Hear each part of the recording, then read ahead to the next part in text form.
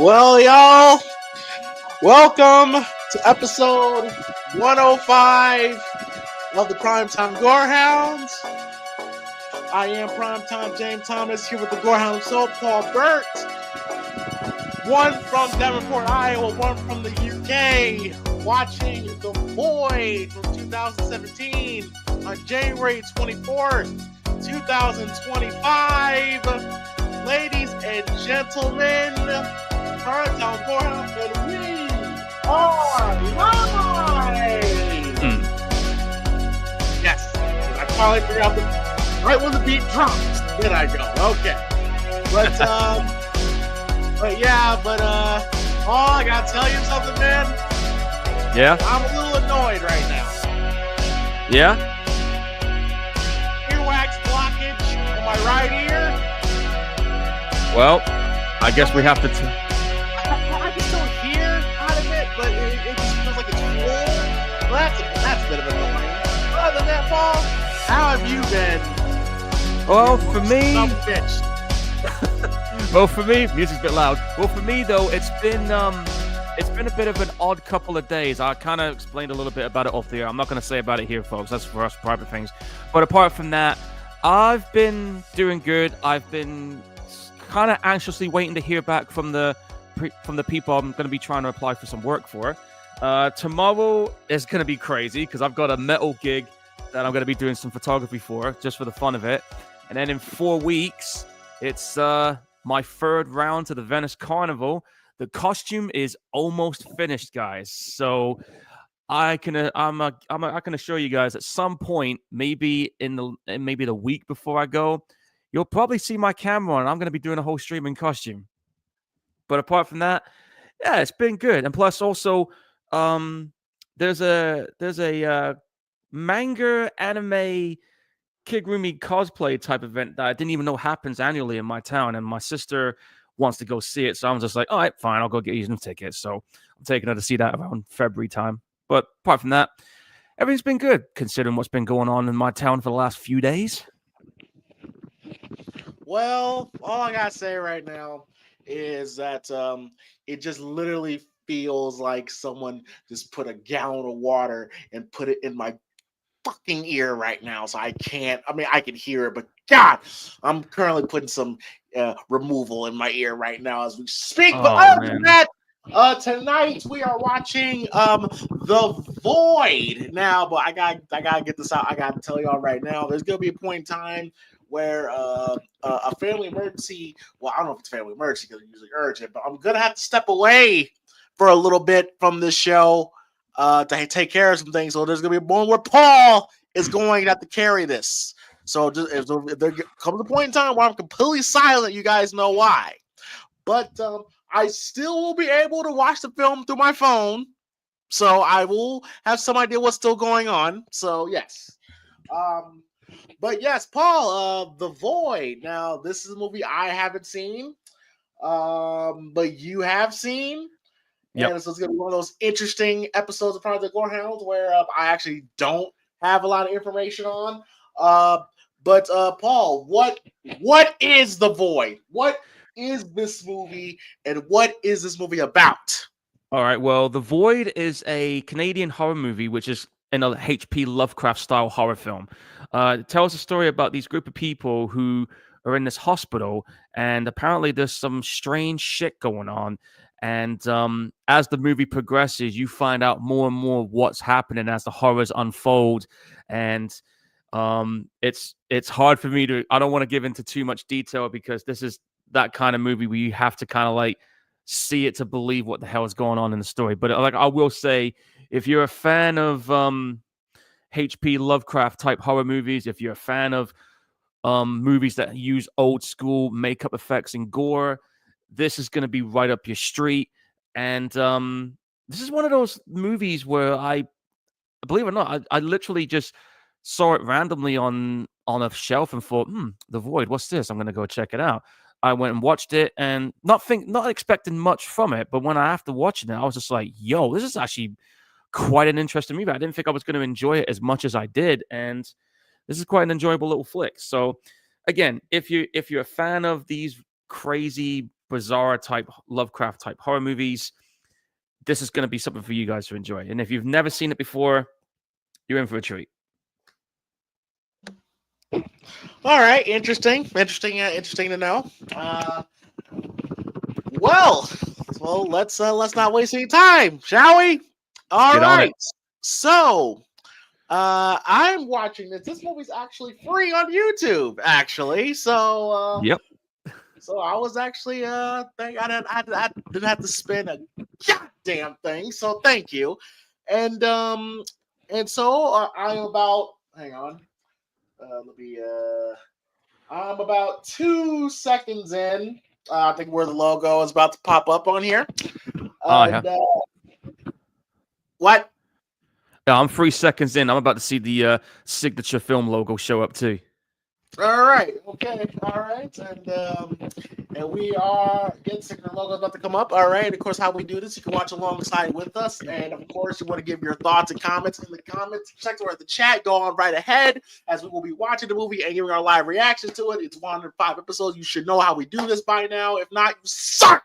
I'm kidding. I love you all. But yeah.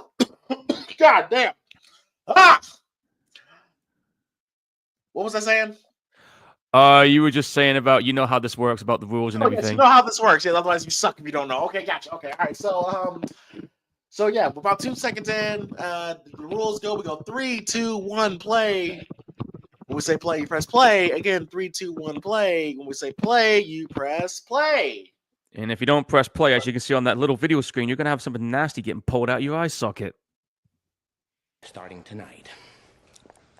I'm a man of my word. He knows I'm telling the truth. I don't know. I don't know why I did that. I'm sorry. I'm in a very random mood right now. But no, that's good. This suits perfectly what I says for things. All right, here we go. All right, in 3, 2, 1, play. All right, we are in. Here comes the signature movie logo. It's a signature. Yes, six. Oh, it's literally signature. I thought you meant like the sig. Oh, okay. It's literally signature. Okay. Yeah, that's the UK film distributor that released the Terrifier trilogy. Oh, okay. All right. Well, hey, the more you know. The more you know. Oh yeah. Okay. All right. See, blood splatter. Cave painting pictures. Mm-hmm. J Bro Productions. All right, Yep. So what's the backstory of this movie, Paul? Well, the backstory is that you got this. It will literally start off with these people you're going to see on the opening scene, and you can't figure out what's going on at first because of what's happening. But as this film progresses, you see that there's more to what is going on and why these two individuals that you're about to see are doing what they're doing here. As you can see with this dead body here that you can see, and literally starting off with, it just gets into this like really crazy bizarre territory. You can see that triangle there. That's a sign of what we're dealing with here. But yeah, you got these two here that have just he's legging it. He's like, what the hell is going on? And you just got this guy that just literally blasts her in the back. Now you say there's a lot of John Carpenter influences on this. Is that correct? Yeah, especially in terms of how the makeup effects are done, and of course this like H.P. Lovecraft horror vibe to it, because there's a lot of those signatures to this. All right, so I can see some guy giving some dude some gasoline, and he's pouring it on the woman. Yep. We're not even 10 minutes in. We're only like 2 minutes in, and already we're just jumping right in it. It's a Canadian horror film, eh? Mm-hmm. And interestingly enough, this movie only cost $80,000 to make. 80,000. Yeah, and it had a very limited cinema run. I think it made about close to 400,000 in the selected cinemas that it was in. Most of the money came through crowdfunding. Clearly, because I've not heard of this film until you brought it up. Yeah, like I said, it's one of them movies where if you find it, it's definitely worth checking into. Like I said, I knew nothing about this movie. I just saw the box and thought, this looks interesting. So I figured I'd give it a shot. And then you got this Yeah, guy that's here. that's what I told my last girlfriend. Huh? This looks interesting. I'll give it a shot. Yeah. Looked at her box too.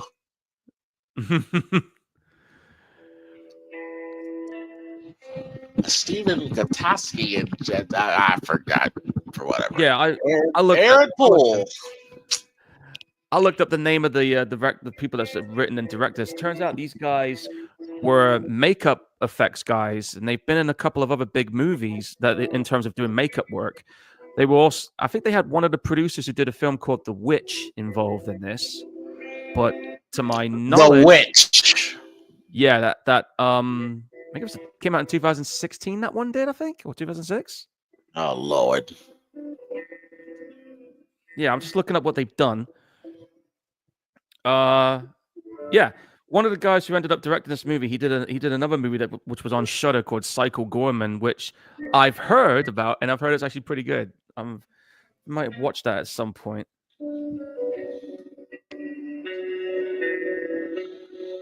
But this was the filmmaker's first stab into horror movies, because mostly they did comedies before. So this is like their first time going into like straight up horror.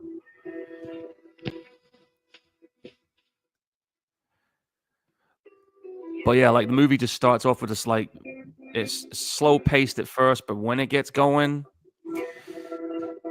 yeah. But it definitely, well, when I watched it, it definitely has, like you're saying, that the John Carpenter feel to it, and of course, and there's the title, by the way, has that Stranger Things with a hint of Event Horizon in this. Okay, all right, interesting. And I think this movie was also unrated too. Shot of the woods. Yep. You got this guy. Looks like a guy in the car. In the middle of a high-speed chase. This better be important.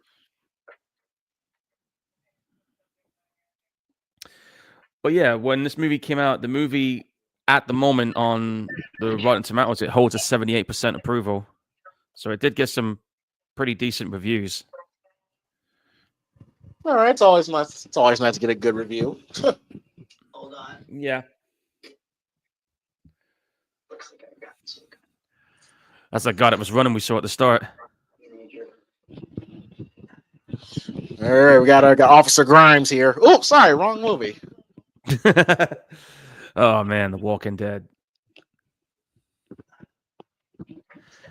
I'm actually looking forward to seeing season 2 of Dead City, and of course we got season 3 of Daryl's one coming up soon, which I hear the story on that one is going to be very different. I just look forward to the show just ending. Oh, you know me, man. I'll keep watching them because I'm a sucker for zombie horrors. Always have been. No, that's fine. I just think there's no more story to tell, but apparently I'm wrong. So I'm just trying to think I'm trying to see if there's any movie trivia to talk about on this movie, but apparently I highly doubt it, Paul. I highly doubt it. Oh, there's a few here. There's a little bit of tidbits here. One of them, for starters, says the film was originally going to be shot in an actual abandoned hospital, but the place proved unsafe to shoot, so they ended up doing this in a studio at the time. But they were going to do this in an actual hospital that was abandoned.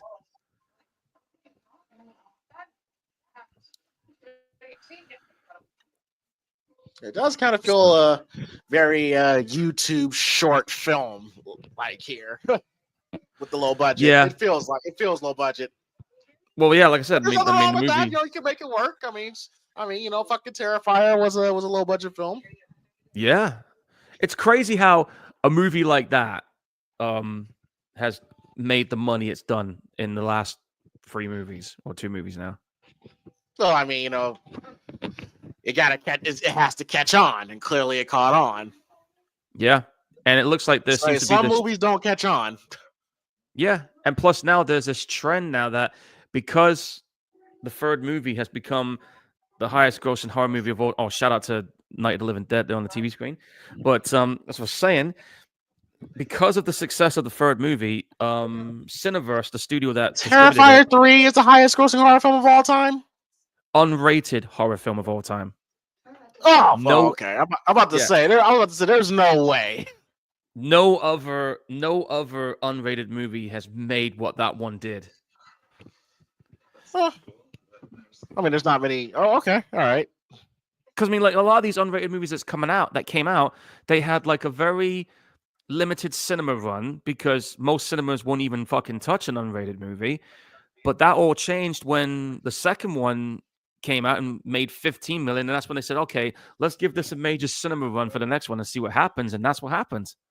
And because of that, that's why we're finally getting the reboot of Toxic Avenger, which I'm looking forward to seeing. And can you believe it? The fucking studio that originally had it, they were like, "Oh, we can't release this. This is unreleasable." Blah blah. And I'm like, "You serious?" And then Cineverse was like, "Just give us that. We'll release it unrated. Fuck it." So that's how that turned out.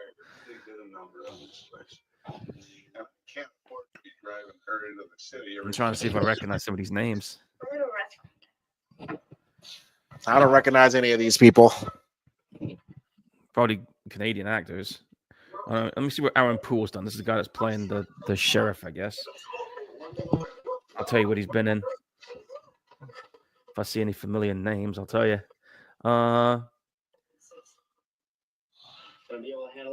He did a film called Forsaken, No Stranger Than Love, The Captive. Did another movie called The Samaritan, which came out in 2012. So he's been in it looks like some of it's been like straight to video gigs. Everything's been packed up for the move.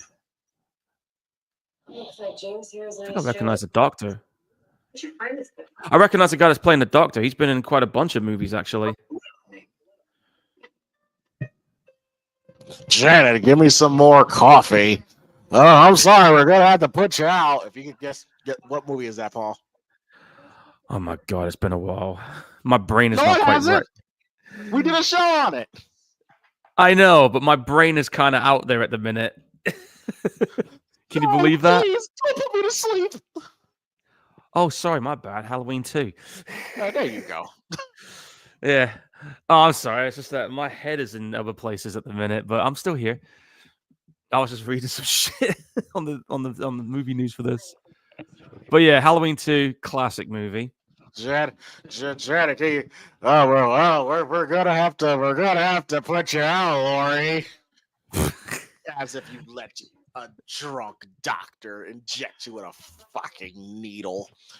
Yeah, the only doctor in the building is drunk. That's ridiculous. This isn't gonna work. I mean, it was the late 70s. Yeah. I'm just seeing what's going on in the chat. Oh yeah. I don't know if you see it in the chat, but yeah, Lou finally got her second eye fixed. Shout out to Lou. Yeah, it's a good thing too, because that cataract was getting worse. If it was left any longer, it would have ate her retinal out. I thought that was Malcolm McDowell for a second. Like I said, I've seen this guy before. I'm trying to see if I can get his name. Yeah, because you thought that was Malcolm McDowell. No, I didn't think it was Malcolm McDowell at all. Oh, okay. I knew it wasn't him. Where's his? Okay, his name is Kenneth Walsh. Kenneth Walsh. Yeah, I'm gonna see what he's done. Oh, he's been in quite a bunch of movies. He's couple of classic ones here too. Like we got historical ones like Henry V, Henry VI, 12th Night, Richard III.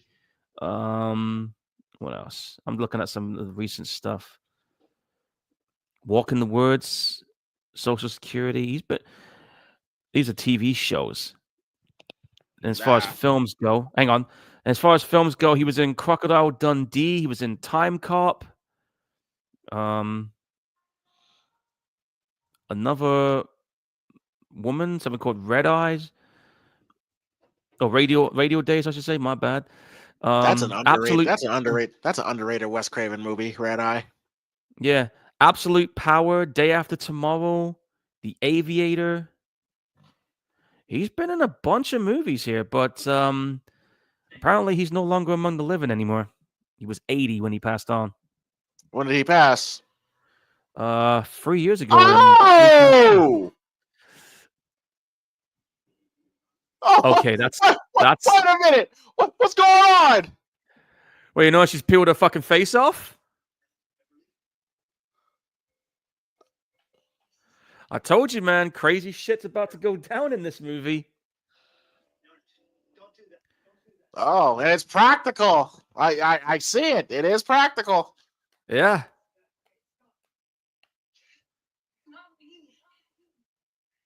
She is cutting her fucking face off, dude. Yeah. The practical, yeah, it looks good. It looks real. Yeah. Oh, the bizarre shit has already started. Now, how do you explain that then? You leave that guy in the hospital bed alone for that nurse, and then you come back, she's sticking something out of his bloody eye, and she's cutting her own face off. How do you explain that to someone? Yeah, sounds like a couple that just sounds like a pissed off ex-girlfriend. Well, you could probably put it in that nutshell, yeah. So now they're like, whoa, what the hell is going on here?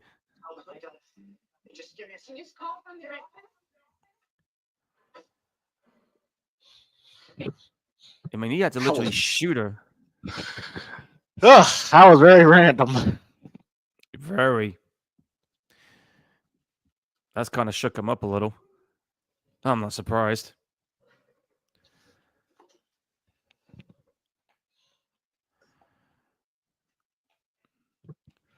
And yeah.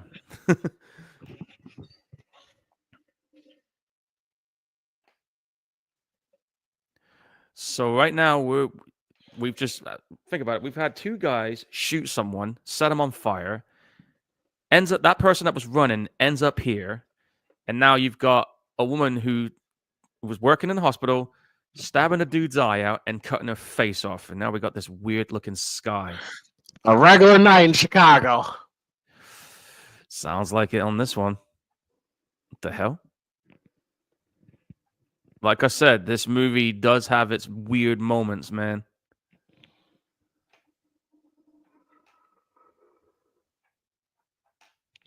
It doesn't feel like a movie that has $80,000 though. No, but I think let me see what it says about the funding for this, because I know I got a little bit of information here on that. Okay, so the creature effects was crowdfunded on Indiglo. They managed to raise $82,000, while the film's funding was done through traditional channels by a production company. And the production company that was involved in this was Cave Painting Pictures, and then it was distributed by that X, Y, and Z films thing. And in terms of worldwide box office, it only made $377,000 against an $87,000 budget. Oh, so it bombed. Well, again, like I said, it had a very limited cinema run due to the fact that it was unrated. It never even got a cinema run in the UK. They put it straight to... Well, actually, to be fair, we do have a horror film convention in London called the Fright Fest, which happens every summer. And that's where a lot of these kind of horror movies and some of the bigger ones have like a special cinema screening for it. So that's the only way you could have seen it in that cinema around here. But it ended up on video or Blu-ray in this case about... I think it came out in January of 2017 over here.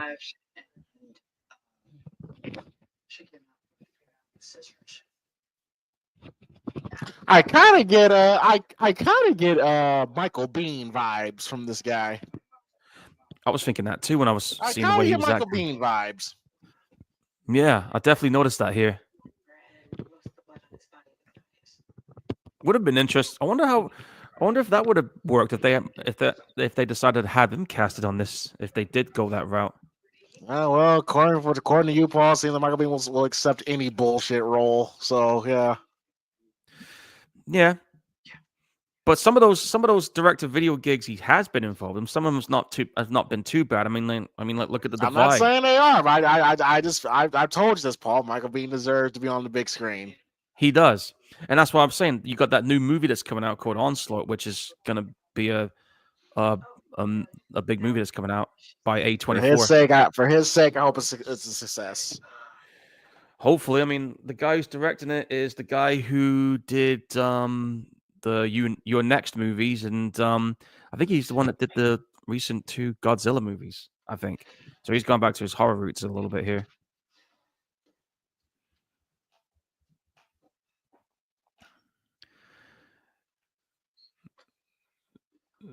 So yeah, they're trying to figure out what the hell is going on right now. Just being a police officer. Shout out to the police officers out there.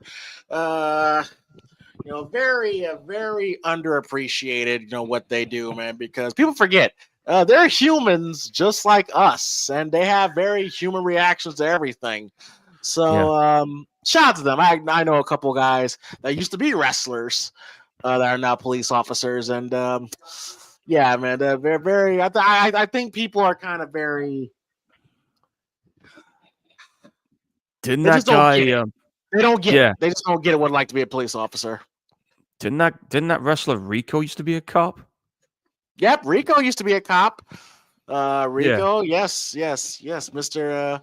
The moist man himself, Rico. Yeah, I'm Uh, dude. yeah, he would. He. You know what's funny? Rico would get over in today's wrestling. He would get over. He'd be a basic babyface. Well, I heard he's in AEW now as a manager for some team. I guess. Hey, it's a paycheck for him. Yeah, he wants to be involved in that circus. You go right ahead. Yeah. This is the most lonely. I mean, I get it's low budget, but this is the most lonely. This is Halloween 2 emptiness in this hospital. Yeah, I was thinking that too. I was like, golly, I've been to some hospitals late at night. It's never. I mean, of course, because it's third shift. There's not as many people as the normal, but oh shit. Yep. Then there's those type of people.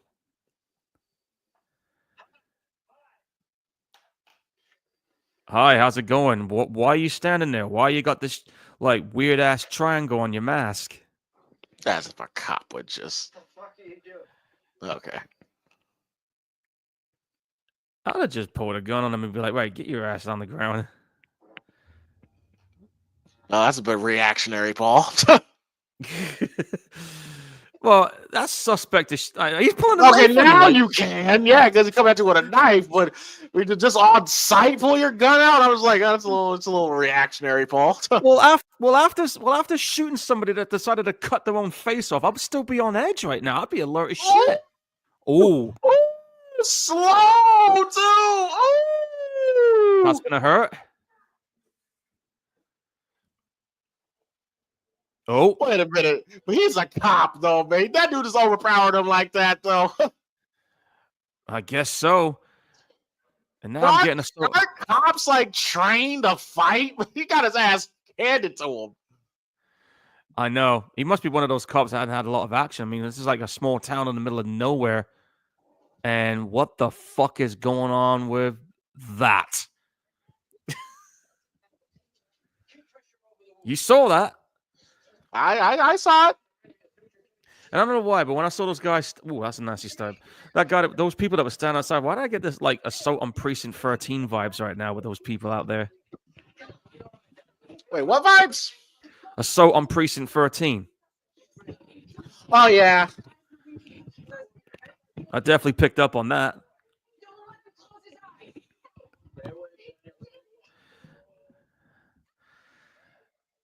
And it's movies like this where I probably will never take a late night shift job or anything. That's not that bad. I don't know. Maybe, but less work, less people to deal with. It's not that bad. Till something like this happens. I've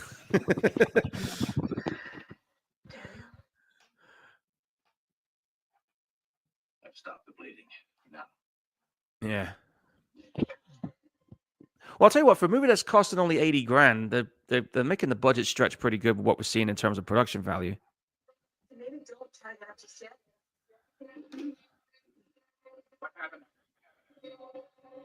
Most of the cast involved, except for the old doctor, I recognize, but the other guys, I ain't seen them much before in anything. What the Oh, fuck? You see what I that's mean? cool. That's a cool shot. That was a cool shot. Yeah. Man, I was gonna make a really racist joke, but I'm just gonna leave it alone. I know, because of what they look like, we'll leave it. Yeah, because what they look like, I was about to make a really fucked up joke, but I'm just gonna leave it alone. But Yeah. you kind of get those vibes. Absolutely. Good luck explaining that. Oh shit! Oh, That was that woman that had her face cut off. Look what she's turned into now. oh God! That is so John Carpenter thing right there, and I'm not even complaining because that's another good movie. Oh, it's arguably Carpenter's best film. It's not hard to see why. Wow, that actually looks good. It looks really good. Yeah, because like I said, the guys who directed this are makeup effects people.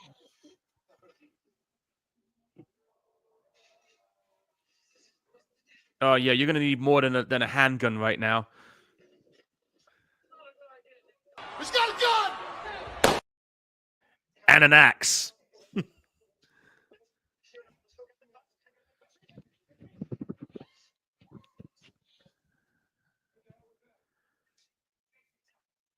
There's those two again. Oh yeah, from the beginning of the movie. Yeah. Yeah.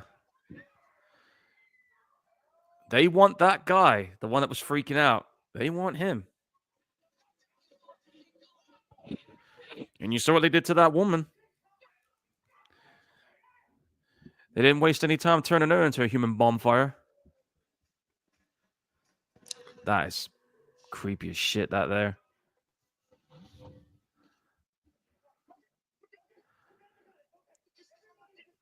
I bet people's watching this right now thinking, what the bloody hell is going on right now? Oh no! I'm intrigued. Oh, no, I was talking about the other viewers that's watching this too. They're probably thinking, yo, what is this?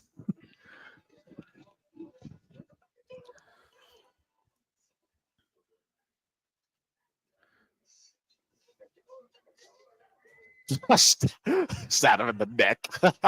That's great. Nice. Shouldn't have got that close. No, he shouldn't have. And now it's cost him.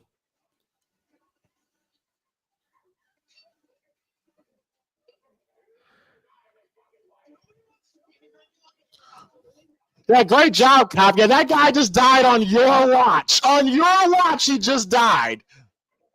Yeah, like, what the fuck were you thinking? What all of it? Oh, Oh, no. Turn around. Oh, I got him.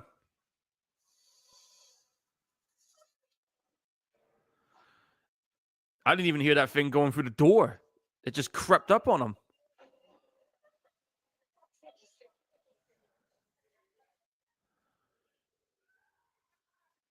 All right, well, shit's just picked up now.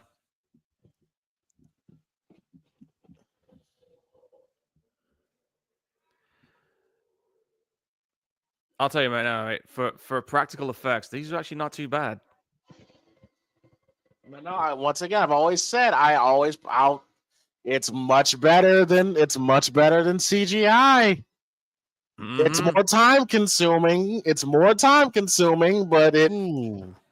it just looks better. Just looks better. Yeah. And those tentacles are going right through that dude's eye sockets and everything right now.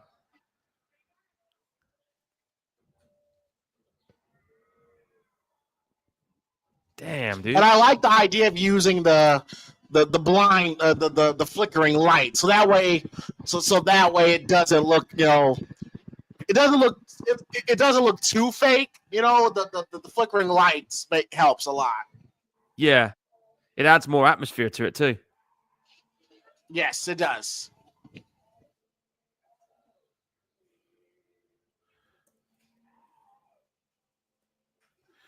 You better keep chopping. Yeah, looks good. Yeah, the practical looks good. It is nice. I don't think that was blood that came out either. It's taking a while to kill, but yeah, but they're killing it.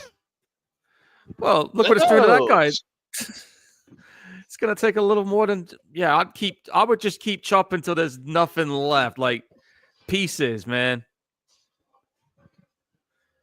You know, they had to chop him up as well. They might as well. I mean, shit.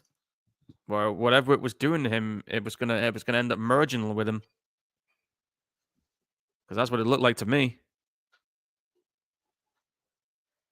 That is so fucking thing right there when I see that monster's face and everything.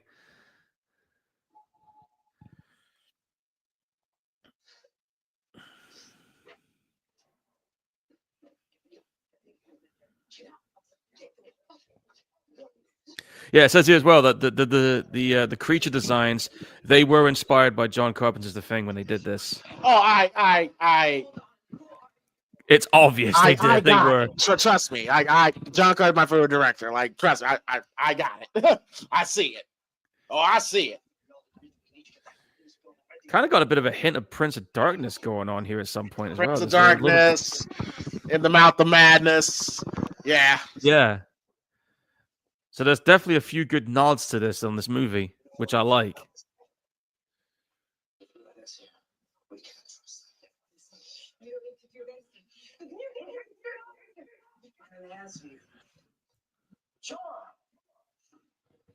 These guys know something.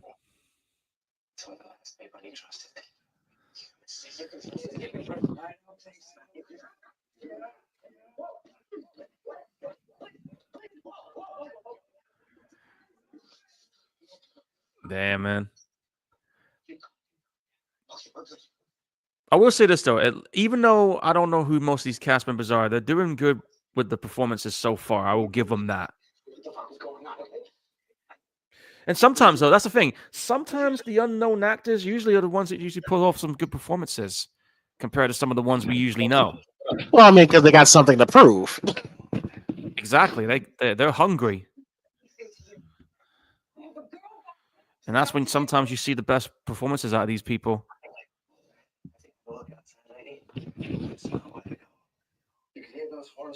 What's up, Philip, in the chat box? Hope you're enjoying The Void. What is that? Who are they? What the fuck should I know? No, you want to go out there and ask them? No, you go out there and ask them. I don't want to fucking go out there and see what they are.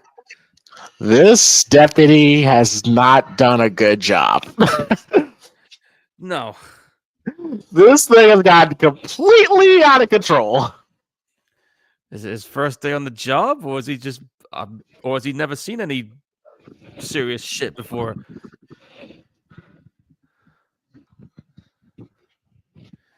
Makes me wonder. I like the hospital setting, though. I've always been a big fan of horror movies that take place in hospitals. Yeah.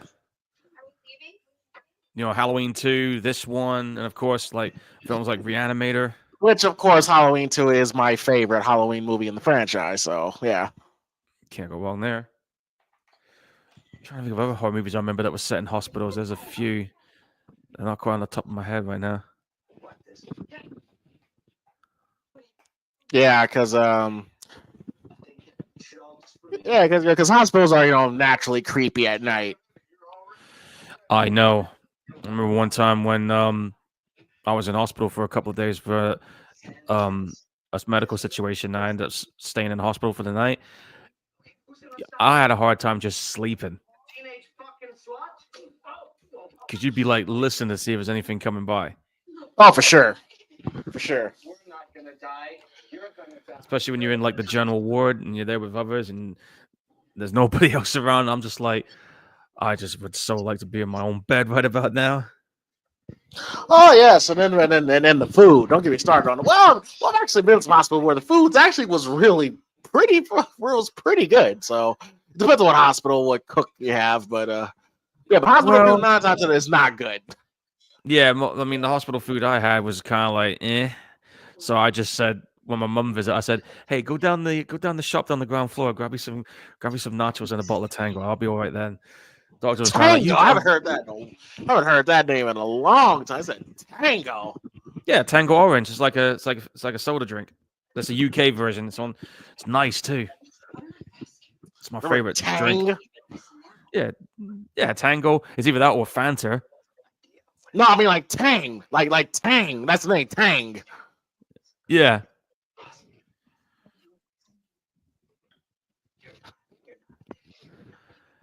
Man, if you were in this situation, tell Officer Grimes. all right, seriously, you're in this situation. What the hell are you gonna do? What's your first plan of action here? Nobody really knows what to do in a situation like this. Where was this filmed in? Canada, I'm assuming, right? Yeah, it was predominantly done in a studio in Canada. Yeah, it was in Ontario. Gotcha. Okay. Because originally, like I said, they were gonna do this in an actual abandoned hospital, but they found out the place was not safe because it was like falling apart and shit. So they decided, okay, let's just use our budget to set up a studio. And this is like one of them small like village-sized hospital ones. It's not like your major big city one or anything like that. It's like a small county one.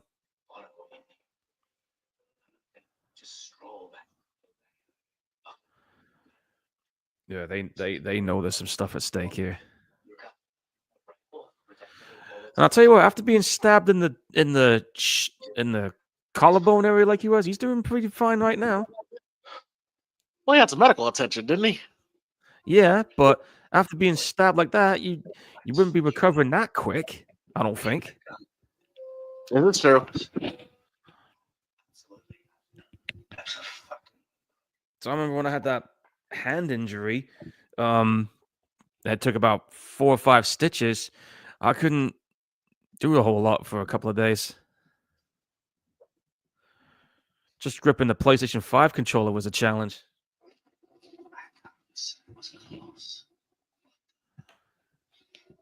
Dude, why is this hospital? Why are we gonna have a hospital in the middle of the damn woods?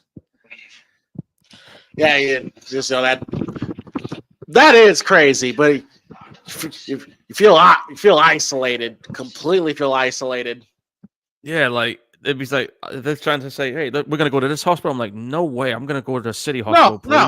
No, I'm never going. Screw that! I ain't going there. The hospital in the woods. I'm good. Very state of decay. I also kind of get Strangers vibes too.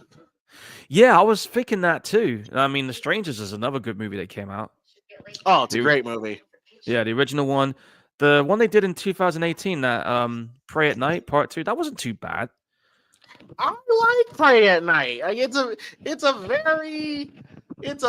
I mean, they pretty much turned it into a stereotypical slasher film, but yeah, it was very old school 80s that Pray at Night was. The recent one was fucking terrible, but Pray at Night was good. I liked Pray at Night. People shitted on it, but I liked it. I did watch the recent one. It was free to watch on Amazon Prime, so I thought, all right, I'll have a little look at it. It could have been better. Yeah, it was garbage. Yeah. Like, I mean, it's directed by Rennie Harlan, for fuck's sake. I mean, this is a guy who did some... That's what disappointed me. Yes.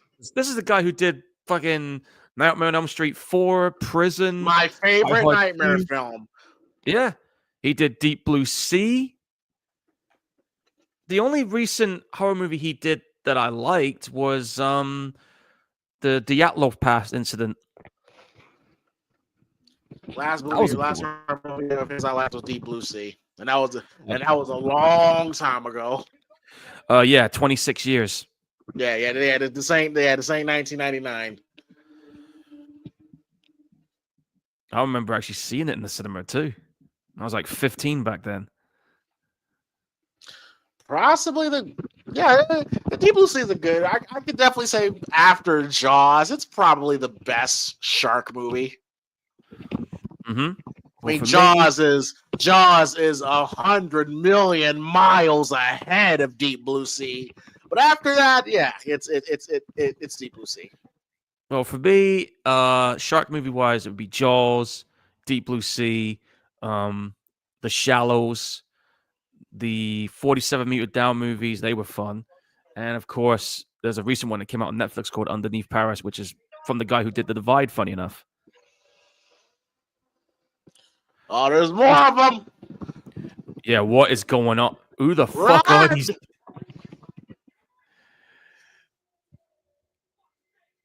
They all got knives, dude. So this is a cult. Yeah. Hey, behind you. Yeah, they're a cult, but what kind of cult are we dealing with here? So we're dealing with some paranormal shit and a cult on top of that. Like I said, this does have that Lovecraft vibe to it. Holy shit. She's pregnant. Very pregnant. She wasn't like that earlier, was she? I didn't notice. Again, this got that. I'm getting Prince of Darkness vibes with this bit right now. 100% Prince of Darkness vibes. God, I remember when I first saw that, and I remember that fucking canister with that essence of evil inside it. I was like, dude, what the hell?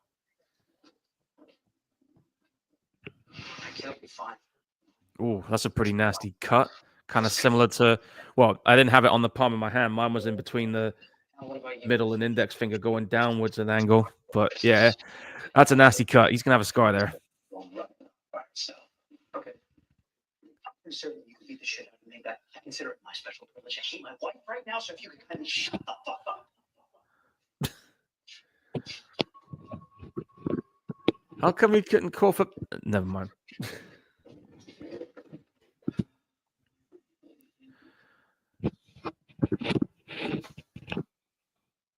Again, I'm really enjoying the atmosphere here with this movie.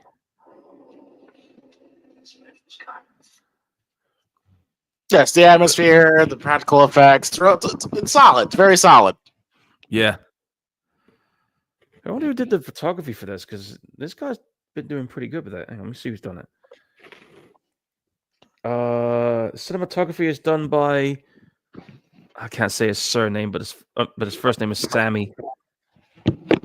Zane? No. Oh. Would have been interesting if it was. I mean, he's from Canada as well.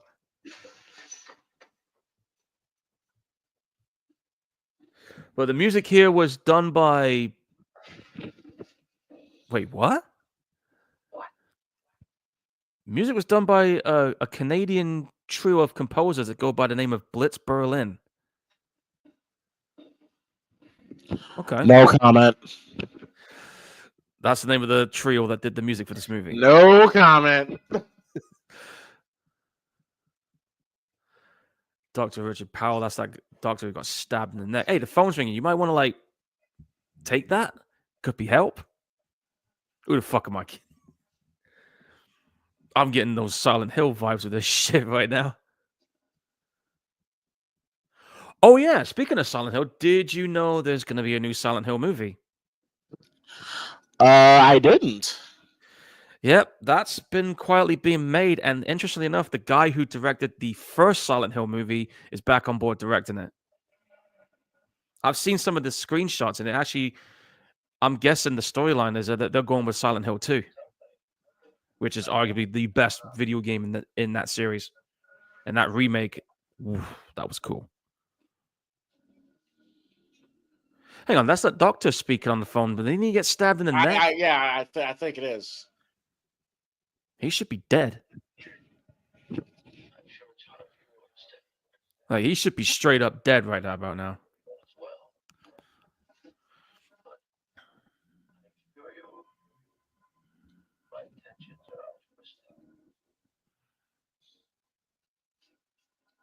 What the hell? Wait, those photos are in his office. He's part of this.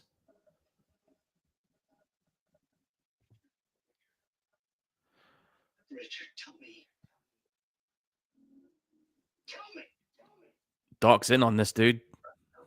I got that. I got that. So, is there something down here in the? Oh wait, this is. We ain't seen this part of the hospital yet. Is this underground or?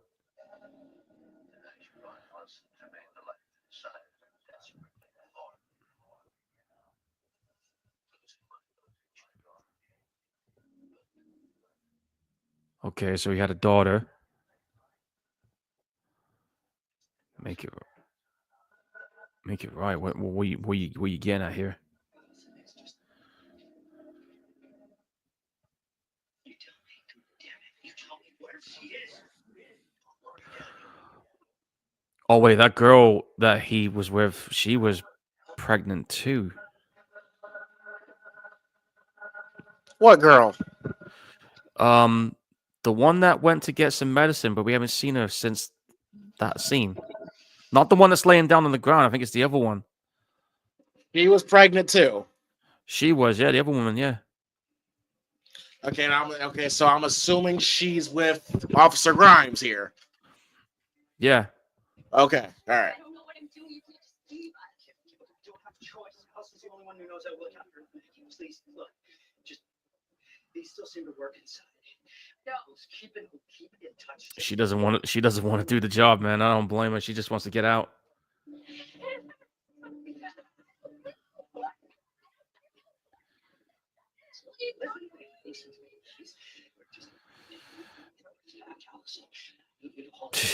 Jeez, man. What if something happens? What if those people get in here? What are we supposed to do? Well, if they get in, you're fucked. But it doesn't look like they're going to be going inside just yet. They seem to be wanting to make sure you stay in. That's the impression I get with those people outside. They don't want them leaving.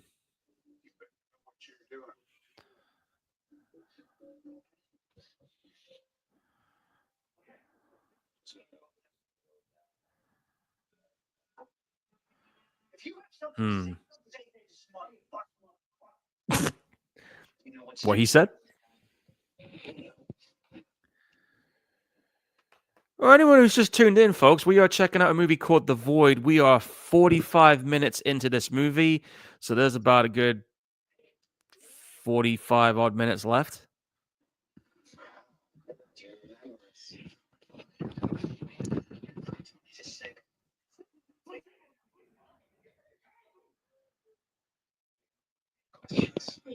Oh, look at the chat. I'm looking. All right, man. I'll stick around for as long as I can until you can get back. I'll keep this thing going. All right, guys. James is going to be stepping away for a bit, so I'm going to try and see if I can hold the fort here. This is the first time I've ever done this on the show, folks. So if I sound like a bit of a rambling maniac, bounce off with me on the chat a little bit, guys. Lou, Philip, if you guys are still there. But yeah, how did I first find out about this movie while we're watching it? Again, like I said, I literally came across this movie by accident when we were I was just video browsing. So, dude, do not put a hammer near his fingers, man. Oh, I get cringy when I see that. But yeah, I just came across this like randomly and thought, oh, you know what? I'll give this movie a watch, and turned out to be pretty damn good so far.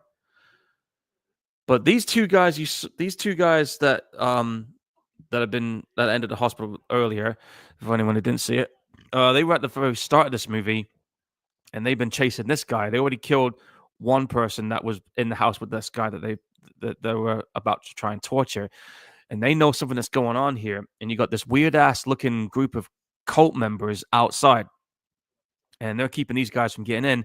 And earlier, guys, we had some weird, fucking crazy, mutated, whatever it was. Well, before it mutated, it was like this,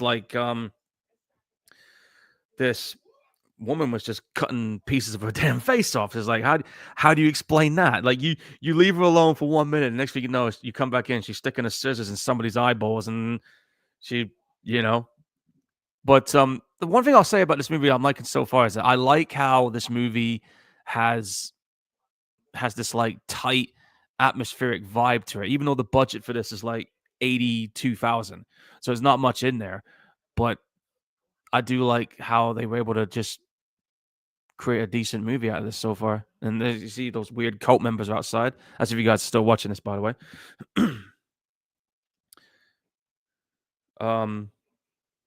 So right. So what's going on, guys? Seeing that I'm running solo until James gets back, I'm gonna try and describe what's going on so far for anyone who's not watching this. It's the only thing I can do right now, folks. Right now, these guys have gone into a part of the hospital that they're not supposed to be in. So there's 4 of them. Guys in there with a shotgun. The guy's got an axe. I don't know why, but when I see this part of the hospital, the first thing that comes to my mind is Silent Hill. When everything, if you've played the video game, after a while you hear the sirens go off and everything goes pitch black and the atmosphere of the place changes. That's kind of what I'm getting the impression of here. So this part of the hospital it looks abandoned. Something's happened here. And as you heard earlier, that doctor was on the phone and he should be dead because he got stabbed in the fucking neck. So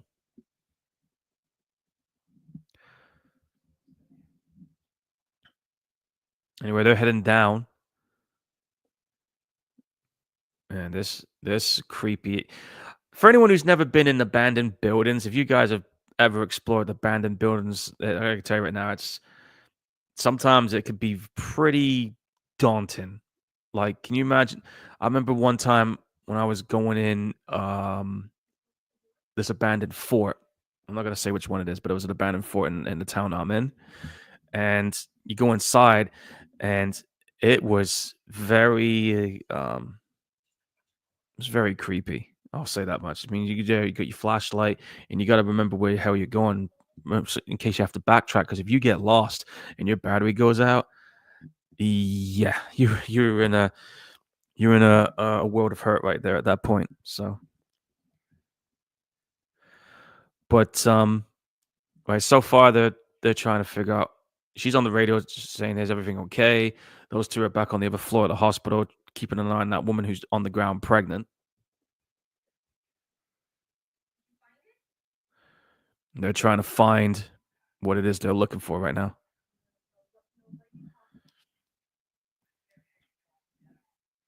But so far, they're still looking. And that hospital just keeps getting deeper and deeper down. So I think they're more than beyond the basement level right now. They've gone further down than they should. Nah, fuck that. There's no way I'm going to go down there. No chance.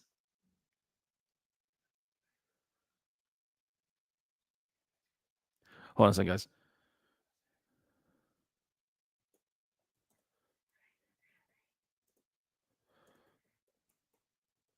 Just checking something a minute.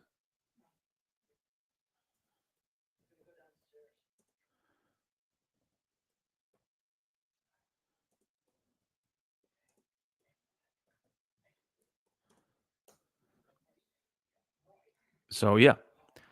That guy doesn't want to go down. I don't blame him, but they're like, no, you're going down there and you're going to tell us what the fuck's down there. So they're like, he's like, no, I don't want to do it. He's like, nah, get your ass down there. I like that. That's a good camera shot with the way they're going down like that. I always like those kind of like atmospheric camera shots there. And then there's her. It looks like she's. Oh, that's the one that went missing earlier. And there's the doctor talking, despite the fact that we saw him getting stabbed in the neck earlier. Almost ready. Almost ready for what?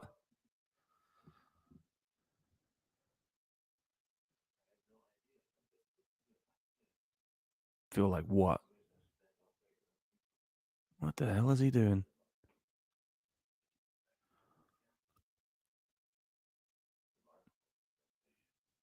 He's cutting into something.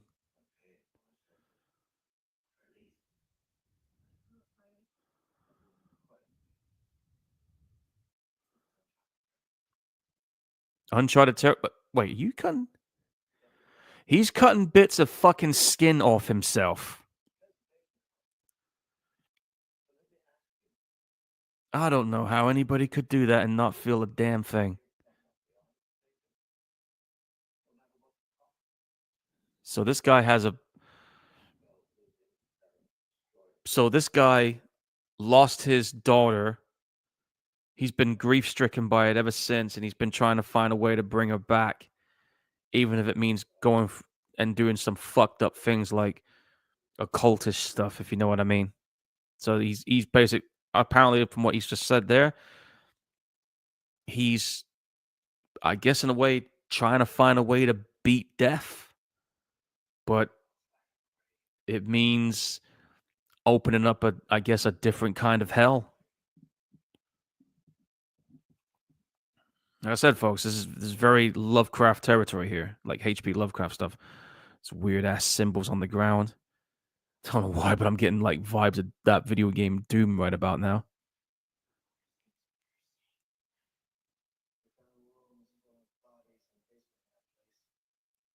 So they found a room full of bodies, huh?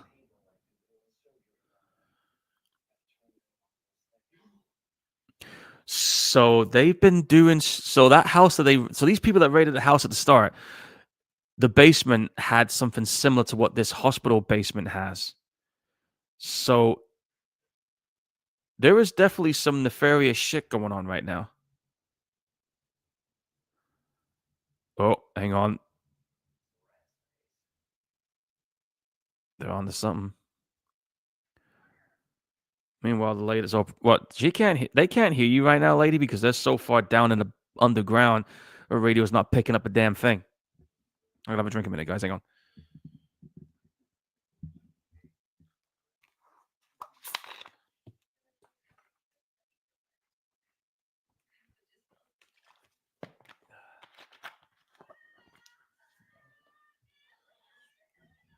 Yeah, for anyone who's just tuned in, by the way, guys. Yeah, we're watching The Void. Well, I'm watching The Void at the minute. James had to step away for a minute because he had to go sort something out. I'm hoping he'll be back before the movie's over or before the podcast though ends. So I'll try and stay on for as long as I can because I don't know if I can shut the live stream off on my end when this is over. So I'll have to try and keep talking, guys. And if you guys have any topics in the chat box, for you guys to for me to talk about or whatever, please do so. Because I will try and hold the fort here for as long as I can. Post whatever you want in the chat box, guys. Whatever you want to say. It could be about movies. It could be about video games. Anything. Yeah, he said to me he was probably going to watch it on his phone still while he's doing what he has to do. But hopefully he'll be back soon, guys. It's just that things happened, and you know how it is.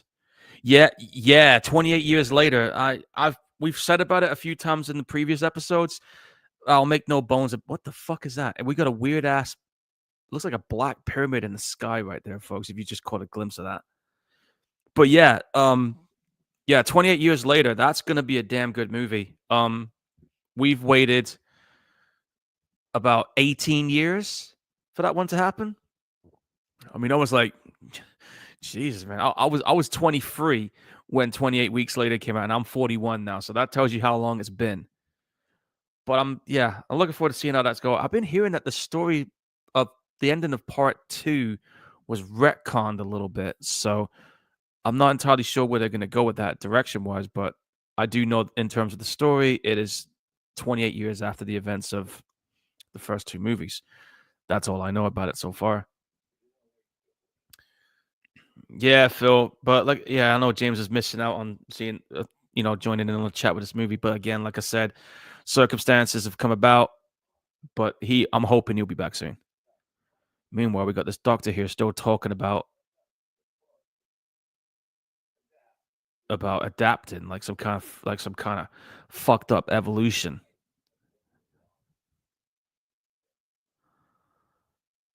I'm just listening to what he's saying here, guys. I'm just listening to his monologue here.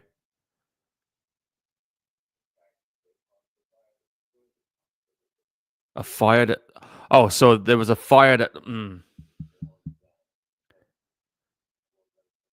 So he's been doing this with other people's babies for a while, and they want to die, but he won't let them.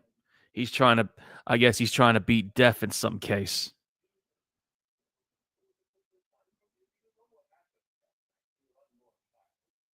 Oh wait, what?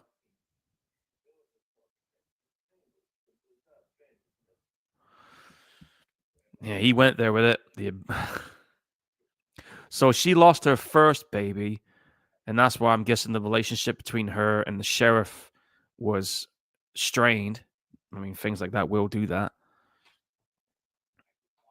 And he thinks he can stop death or stop people from dying, but it means doing this. Yeah, I'm getting the that kind of Hellraiser vibe, especially with that doctor on Hellraiser 2. You remember that one? And to think I hesitated. It's a line from the movie in case anybody didn't know. Uh, Already done. What do you mean? Oh, gee, he cut his own fucking face off. It's in the damn. That is so fucking cold. What the fuck is that coming out of her stomach? And you're so goddamn ugly with remembrance of the skin hanging off your damn face. Well, what used to be your face.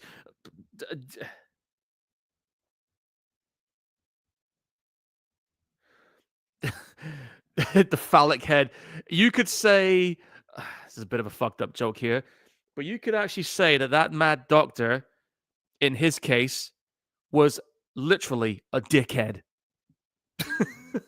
Yeah, I said it. I went there. Yeah, I'll tell you. There's one thing I remember about Hellraiser 2, Phil, is that mental patient. You know, the one that's like constantly screaming, "Get him off me! Get him off me!" Because he thinks there's bugs all over himself, and then he gives him that fucking knife, and he just goes to fucking town on himself. And I remember when I saw that, I was like, Jesus Christ, what the hell am I saying? What the hell is that? We got something levitating. But yeah, that scene from Hellraiser 2 when he's just that mental patient's just carving himself up because he's like, he just gives him a knife and says, "Here you go, have at it." And it's like, what the you know what I mean? A C-section. Yeah, she better learn to do it quick because otherwise somebody ain't gonna make it up there.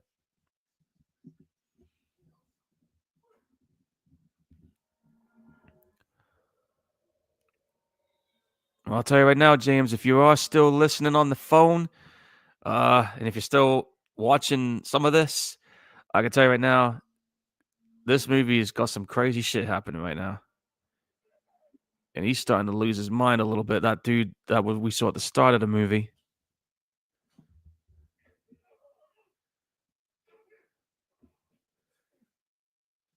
Oh no shit! The MPAA had a field day about that. I heard they had to cut a couple of scenes down a little bit just so it can get an R rating. And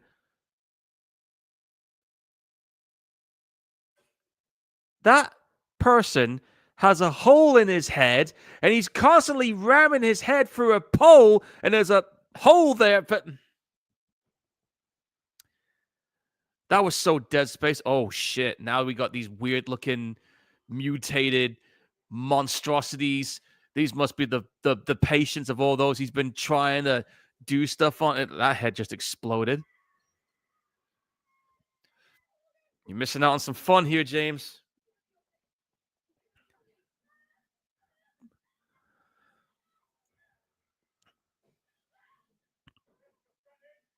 Oh, those cult members are getting in.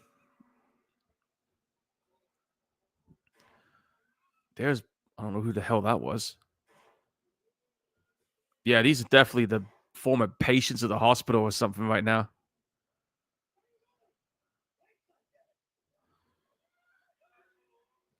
That is crazy. And you got this going on upstairs. You better do something or she's not going to make it. And neither was the kid. Excuse me. That was not expected. That's my food coming back at me.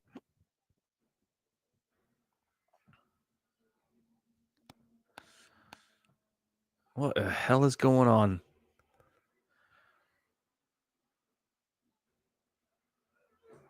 You got that. Oh, okay. That's definitely a contortionist. The way he's got himself all arced out like that. That is pretty cool how they did that. I don't know why, but it reminds me of one of them things on Silent Hill. Definitely does remind me of that. Oh, it's got him. It's got him.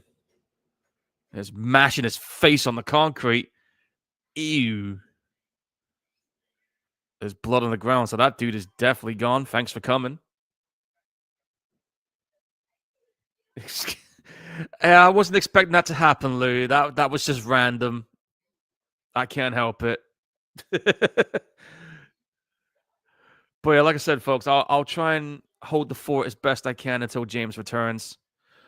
And his neck just got sliced wide open by the pregnant lady.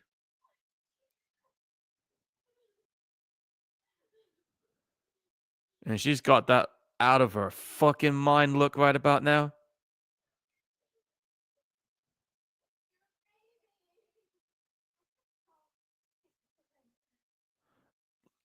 Great man. He must be great if he enjoys cutting his own skin off his face. Need I say more?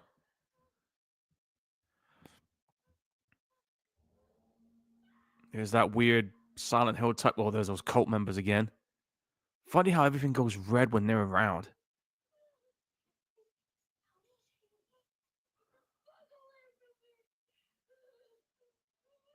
Where is she going?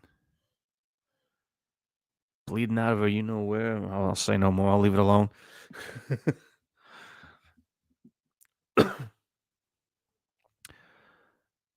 Again, I do like the pacing of this movie. I mean, it's only 90 minutes, but it's going at such a pace, you don't even realize that the movie's near the end. And it's so atmospheric. This is another thing I like about this. Not bad for a movie that only cost 80 grand. Meanwhile, down in the hospital basement, these guys are still running for their lives, trying to find a way out of that labyrinth, man.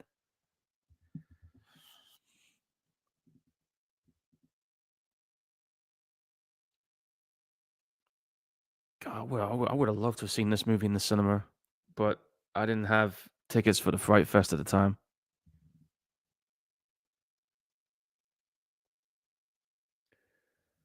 You want to hear something crazy, Phil? I've never watched the original Jacob's Ladder. I know, folks. I know it's a sin for me to say that, but it is true.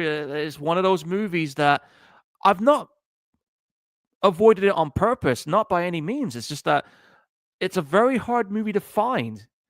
You rarely have it on TV, so but I've heard good stuff about it. You know, and I know the movie was inspired a video game called Silent Hill. I know that, especially with the Pyramid Head type character.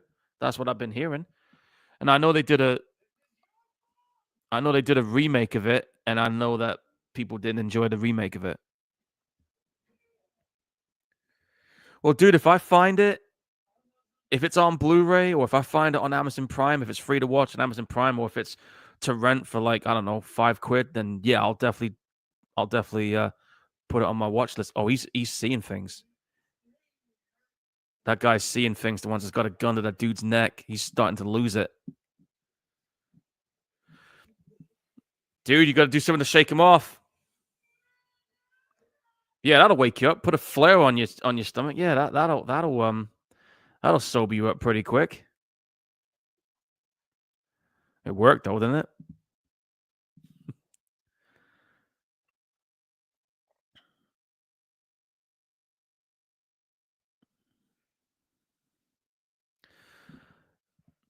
And yes,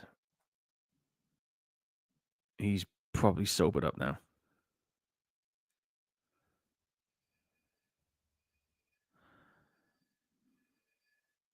Look at these cult members, man, dragging a fucking axe like they're one of the crazies. That's another good movie, by the way. The 2010 remake one, that is.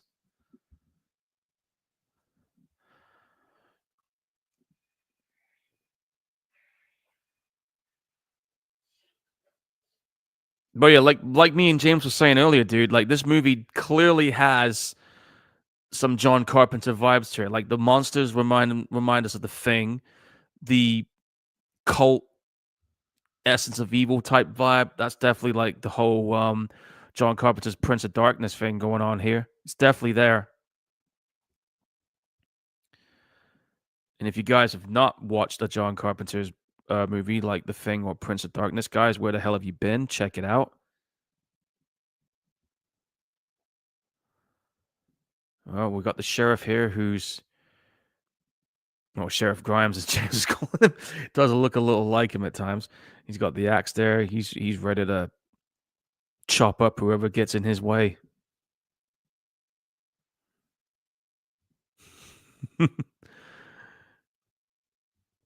So, guys, in the chat box, if you guys are watching this movie, if you're synced up with us, what do you guys think of the movie so far? Have you seen this movie before? Is this your first time watching it? Do you enjoy it? Do you hate it? Well, what do you guys think? For me, I think it's a pretty good movie so far.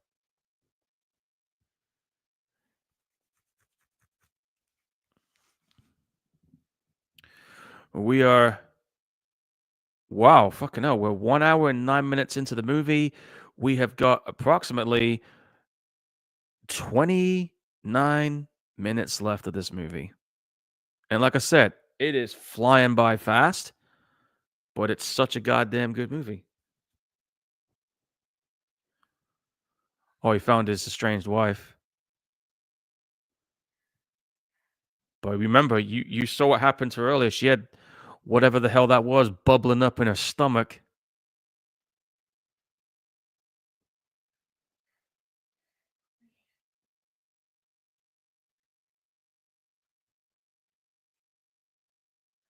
Yeah, yeah.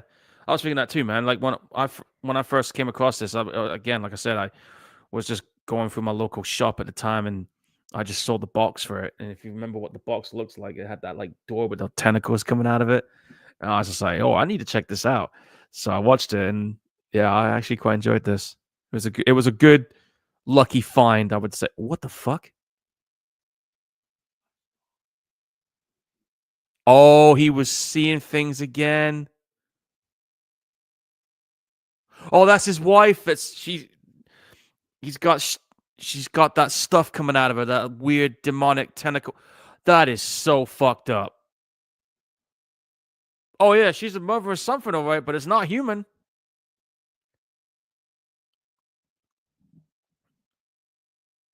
That's not your wife no more, dude. That isn't your wife no more. She's done. Oh, that sucks for him because he was trying to find her and he's gonna have to chop her up.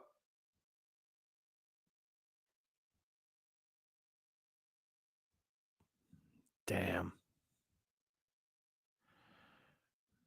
I bet James will be looking at this and thinking, what the hell am I seeing?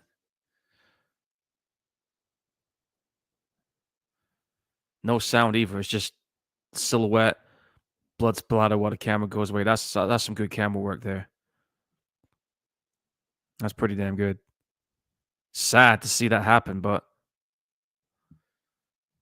what the hell could you do in a situation like that? You know what I mean?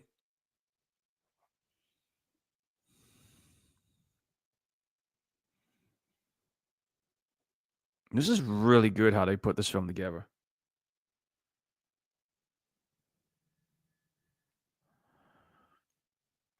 What the hell?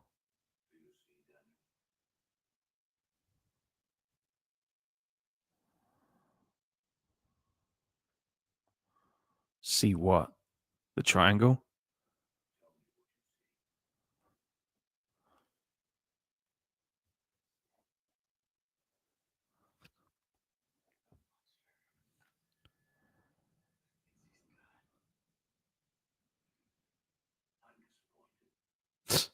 Happy to disappoint you. What's there to understand? You got these mutant monstrosities coming at us. Oh, there you go.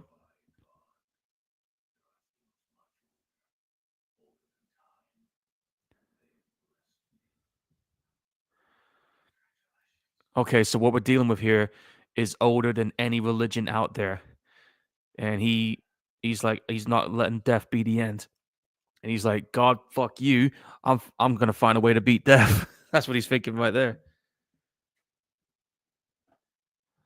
And there's those cult members who, that bitch, she stuck him in the back with a damn Bowie knife.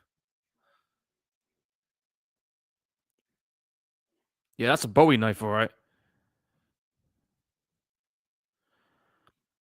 She is cheesing with that grin, dude. Like she's got that grin. You're not gonna be able to wipe that grin off her face. It's almost like she caught the smile bug. Oh, fuck that damn movie. There, that movie. Yeah, we'll get to that at some point. What the hell? There's that doctor. He's done more than cut the skin off his face. He's basically flayed his whole damn body here.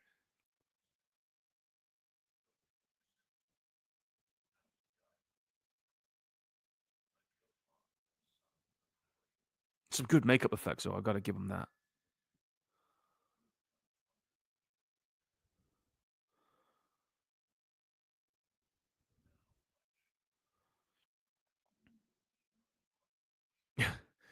He reminds me of that doctor on Event Horizon.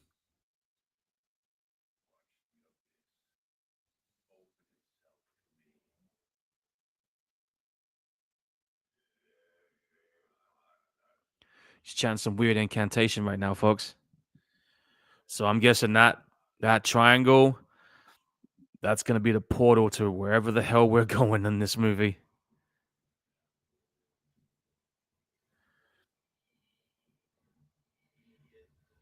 No, you're right, dude. I mean, I've said this to James a few times before. Like, practical effects, you can never, ever match.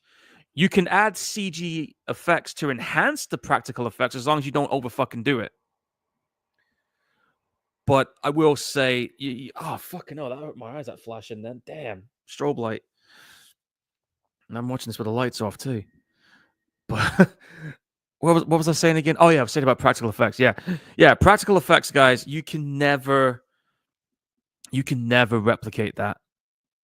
And if you have a really good makeup effects team and a really good makeup effects artist, you can create some wonders. I mean, look at this. So when people say to me, "Oh, people don't do practical effects anymore because they're not very good," or blah blah blah, you ain't seen a movie like this then, or you ain't seen a movie like Terrifier. Those movies excel with the practical effects. And what's going on there? Well, she's given birth, I guess.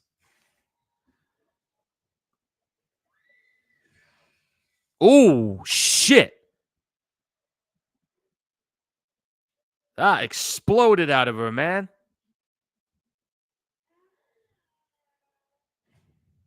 Yeah. The Thing, the 2011 prequel, The Thing. Yeah, that. Here's the thing, right? I did enjoy the prequel to some extent. My only problem with it is that the CG effects on the practical was way too. Oh man, that thing just crushed its head. What the fuck is that thing? Well, that was the newborn, and it's turned into whatever the bloody hell that is. James, if you're seeing this, man, I would have loved to have heard your reaction for this. That is some see, guys, that is some wild practical makeup effects. That's fucking good. I really do like the design of the creature. I think it looks great.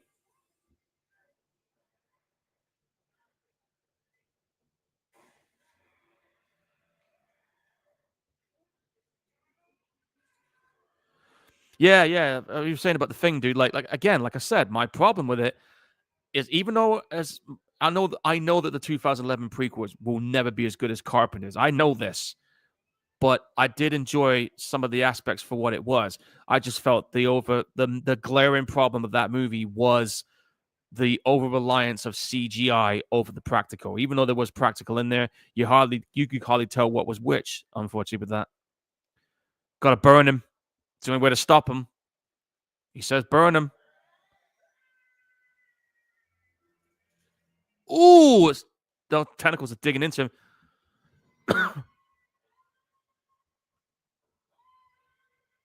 Oh, it's not liking that. It is not liking that at all.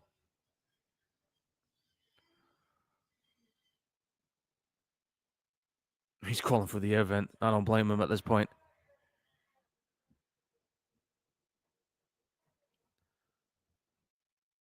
Meanwhile, the sheriff here with a big-ass knife sticking out of his back.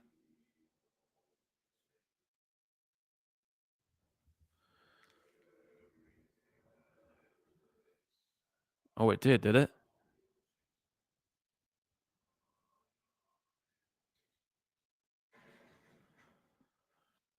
Hopefully that dude remembers how to get out.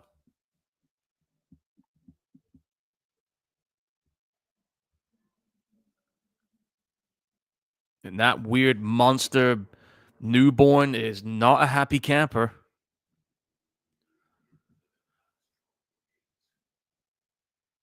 That looks like a little bit of CG there with a smoke bit. But no, there's hardly any CG in this movie. There is, but it's only for like these kind of scenes that we're looking at right now, where it's showing like glimpses of this other world. And oh, that fucking flashing is hurting my eyes again. Right in the collarbone, that axe went. I don't think it's going to do much, though. Nope.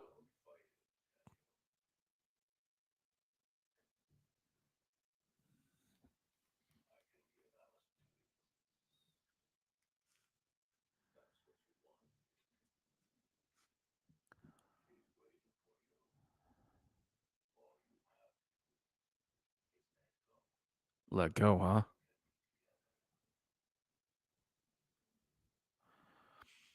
Interesting choice.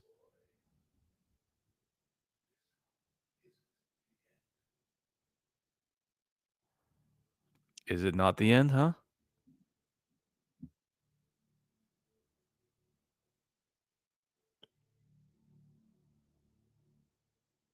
Oh, yeah, that one on Alien Resurrection. I remember that one. Oh, and let's not forget the one that was on Alien Romulus as well, Phil. And the one on Resident Evil 8, the video game. Oh, wait. Oh, hang on. Oh, they crossed over. Just like when that woman did what it did on Prince of Darkness. Well, there's no coming back for him now. That's it. He's gone. Gone wherever the fuck it is he's gone to now. He's there. That's where he's gone now. Nothing sounds pissed still.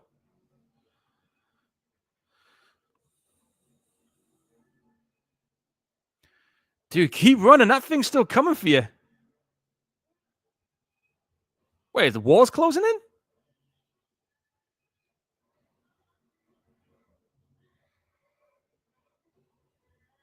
That thing is pissed off, man.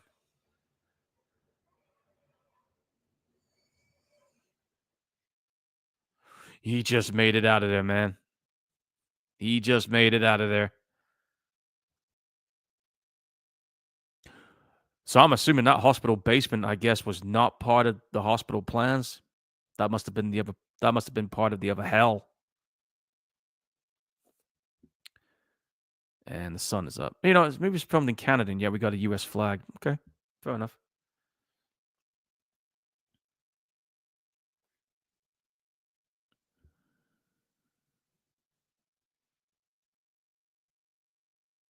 Yeah, that thing grabs you, and when that thing grabs you in Resident Evil 8, that's it. You're done.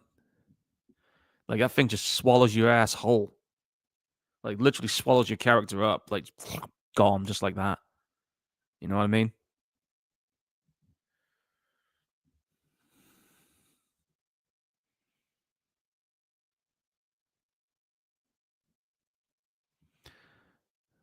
So everything's gone quiet in there. Those cult members it's like their heads exploded or something. Oh no, that was a fire extinguisher. I'm guessing she mashed that one's head in. The other staff member of the hospital. Okay, she's okay. She almost stuck an axe in his face.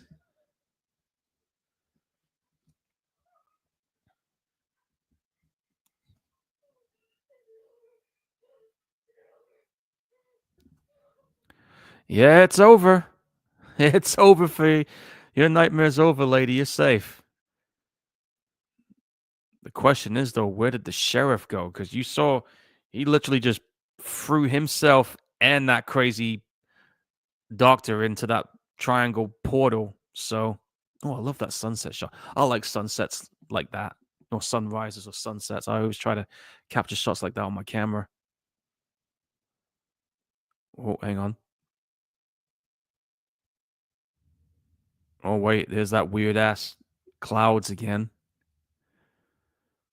So I'm assuming. Oh, so this is the other world that that guy was talking about, and that's the. Well, there's that guy's dead wife who he chopped up earlier, and there's the sheriff, and they're wherever the fuck they are. And that looks like a. Is that a pyramid? It's a black pyramid in the sky. And that's another thing I found out interesting about this. We never truly know what that shit's all about with those pyramids. This weird triangle stuff.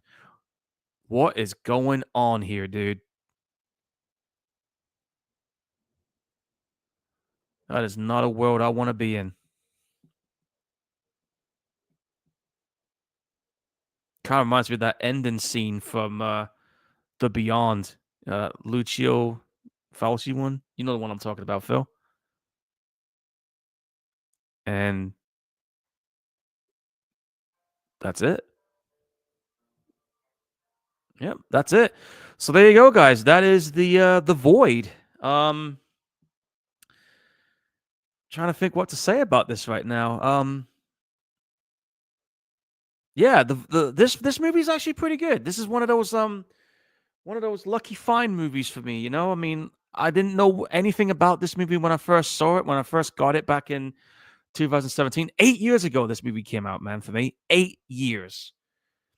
But yeah, this was pretty good. I mean, I like the fact that this movie, despite the fact that it had a very limited budget, you were talking like 80,000 here, guys. And they made the most of it, especially with the makeup effects and the creature effects. I mean, some of those practical effects on the monsters themselves, especially when we saw those like zombie type ones in the basement, man. That was some pretty good shit right there when it came to how they created the effects for that stuff. Um, Cast, as far as the cast members go, I didn't know who most of them were except for the guy who played the doctor. I recognized him, but everybody else, um, they all did a pretty good solid job.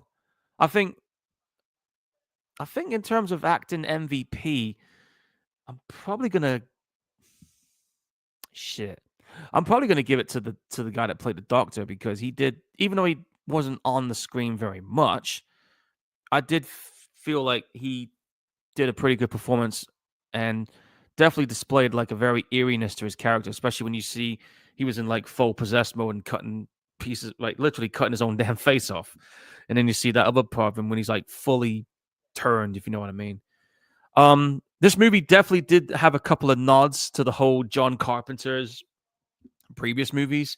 You know, you look at movies like Assault on Precinct 13, The Thing, of course, when you look at the monsters. John Carpenter's Prince of Darkness. There was definitely some parallels there to this movie and those ones that I just mentioned. So yeah, this I did quite enjoy this movie. This was actually not a bad film.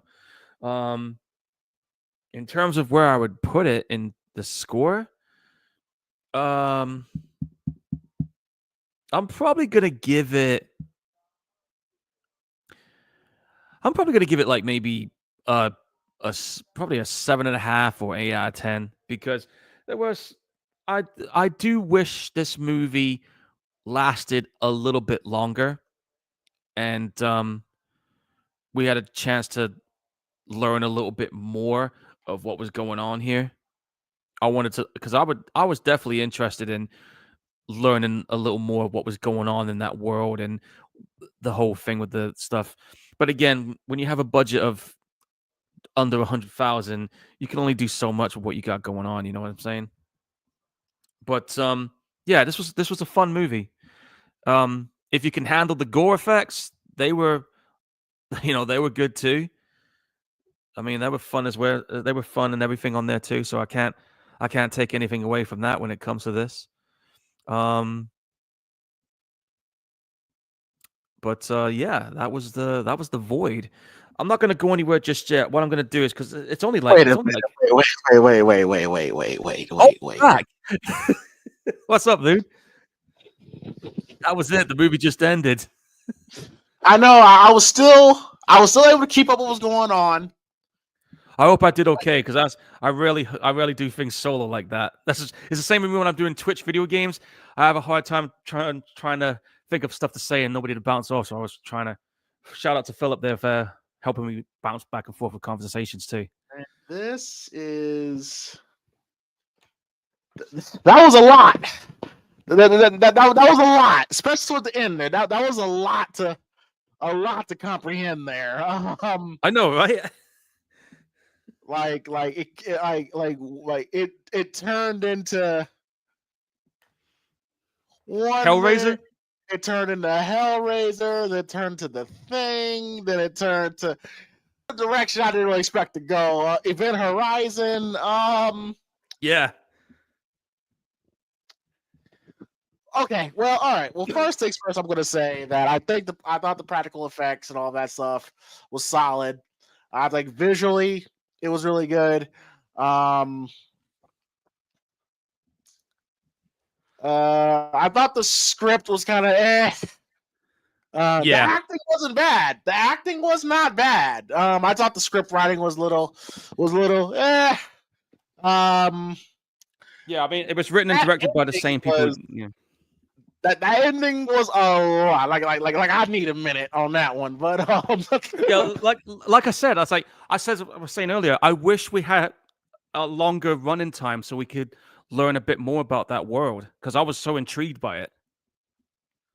Right.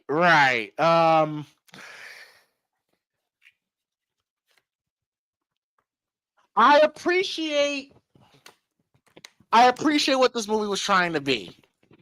I do appreciate it. I do appreciate the love letters, the tributes to John Carpenter. Yeah. But here's the problem with that, Paul. Go on. When you do tributes, it's a dangerous game to play. This is true. If you do something that reminds me of a certain movie, it's gonna want to make me want to watch that movie. Yeah. And I think that's a dangerous game to play because it doesn't give the movie its own identity. Because there was so many times it reminded me of The Thing. There was so many times it reminded me of Prince of Darkness. So many times it reminded me of The Mouth of Madness. And all the time I'm thinking, oh, I'd rather watch those movies because you're reminding me of those movies. You know what I mean? Yeah.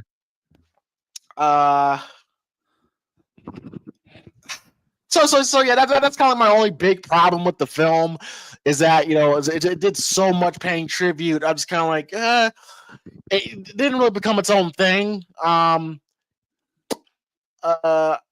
did not like the deputy at all. I thought the father-son duo was cooler, in my opinion.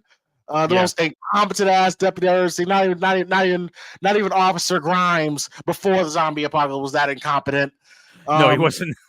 God, I was crying all the damn time. I was getting on my damn nerves. I can't do this. It's like, there's always one in these type of films that I can't do it, bitch. Yep. And the ending was kind of like, huh? Really? Like I was saying earlier, it reminded me of that movie, The Beyond.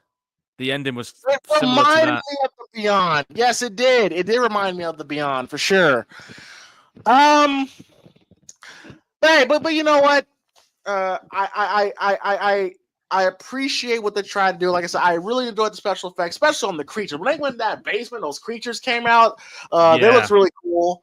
They looked really cool. We didn't see a lot of them because, again, it's a low budget film. I would like to see more of them. But hey, I thought it was a solid film. Nothing I would really go back to watch. Oh, by the way, did that one pregnant chick that killed her father? I'm assuming that's her father. She died, right? Yeah, that thing exploded out of her. Great. Your pussy. Hey, bring the camera, son. Bring the camera. All the young girls who want to make life with pussy, your pussy will perish with you in hell. May your pussy perish with you. May your smooth pussy, creamy pussy, and tight pussy perish with you. I can't believe I'm going to say this, but in this case, it was definitely true with that one. For sure. I thought that shot when Officer Grimes went to see his girlfriend and she was all cocooned up like that. I thought that was wild. Yeah, that was crazy. When I first saw that, I was just like, "Oh damn!" Because when you see that thing bubbling up in her stomach, I'm like, something bad's about to happen here. And then when you see that, and you're just like, "Jesus Christ, man, that was just crazy how they did that." And then, of course, you got the mad doctor cutting his own face off while talking. Yeah, that definitely gave me Hellraiser vibes. But yeah, a solid flick. I will say that. I thought visually it was good. The practical effects was my favorite part. The atmosphere was good. The mood and atmosphere was really good. The acting wasn't bad. Like I said, it just kind of reminded me of different. And y'all, I'm a John Carter's my favorite director, so I will spot these things. And it wasn't like It Follows. Where It Follows, you could definitely tell Disasterpiece. I fucking hate that's what they're called, but that's their names. So I'm gonna call them that. It was inspired by John, but still, it was its own thing. Like he, but yeah. I'll give us a solid 7. I'll give it a 7. Out of 10. Solid film. And okay, I'll definitely say this was a good pick, Paul. This was a nice, interesting watch. It was a wild ass ride, and yeah, I'm not mad at it. Not mad at it at all. All right. Well, I was just digging up some movie news as well while we were talking. So I know I posted a few of them on here, so I'll put them on StreamYard so you can go through these too. Let me just dig these up. Okay, so let's start with this one here. Now, for anyone who doesn't know about this, I'm going to set this table up. There was a movie that came out, recently at the Fantastic Fest in 2023, and it was a reboot of a Trauma classic movie called The Toxic Avenger. I don't know if James has ever seen a Trauma movie or if he's even heard of Toxic Avenger, but I have. And there's some crazy fucking out there horror comedies. So when I heard they were going to do a remake of this or a reboot, I was just like, you know what? I got to check this one out. I saw the trailer when it came out and thought, this is actually not too bad. And then we find out that the studio that made it, Legendary Pictures, decided to turn on and say, no, we're not going to release this. This movie is unreleasable. It's unmarketable, blah, blah, blah, this and that. I'm thinking, well, why the fuck are you even making it then if you are going to do that shit? However, Cineverse, and I don't know who Cineverse is, that is the distributor who's been taking charge of the Terrifier movies. Now, because of the success of Terrifier 3 becoming the highest grossing unrated film of all time, Cineverse turned around and said, you know what then?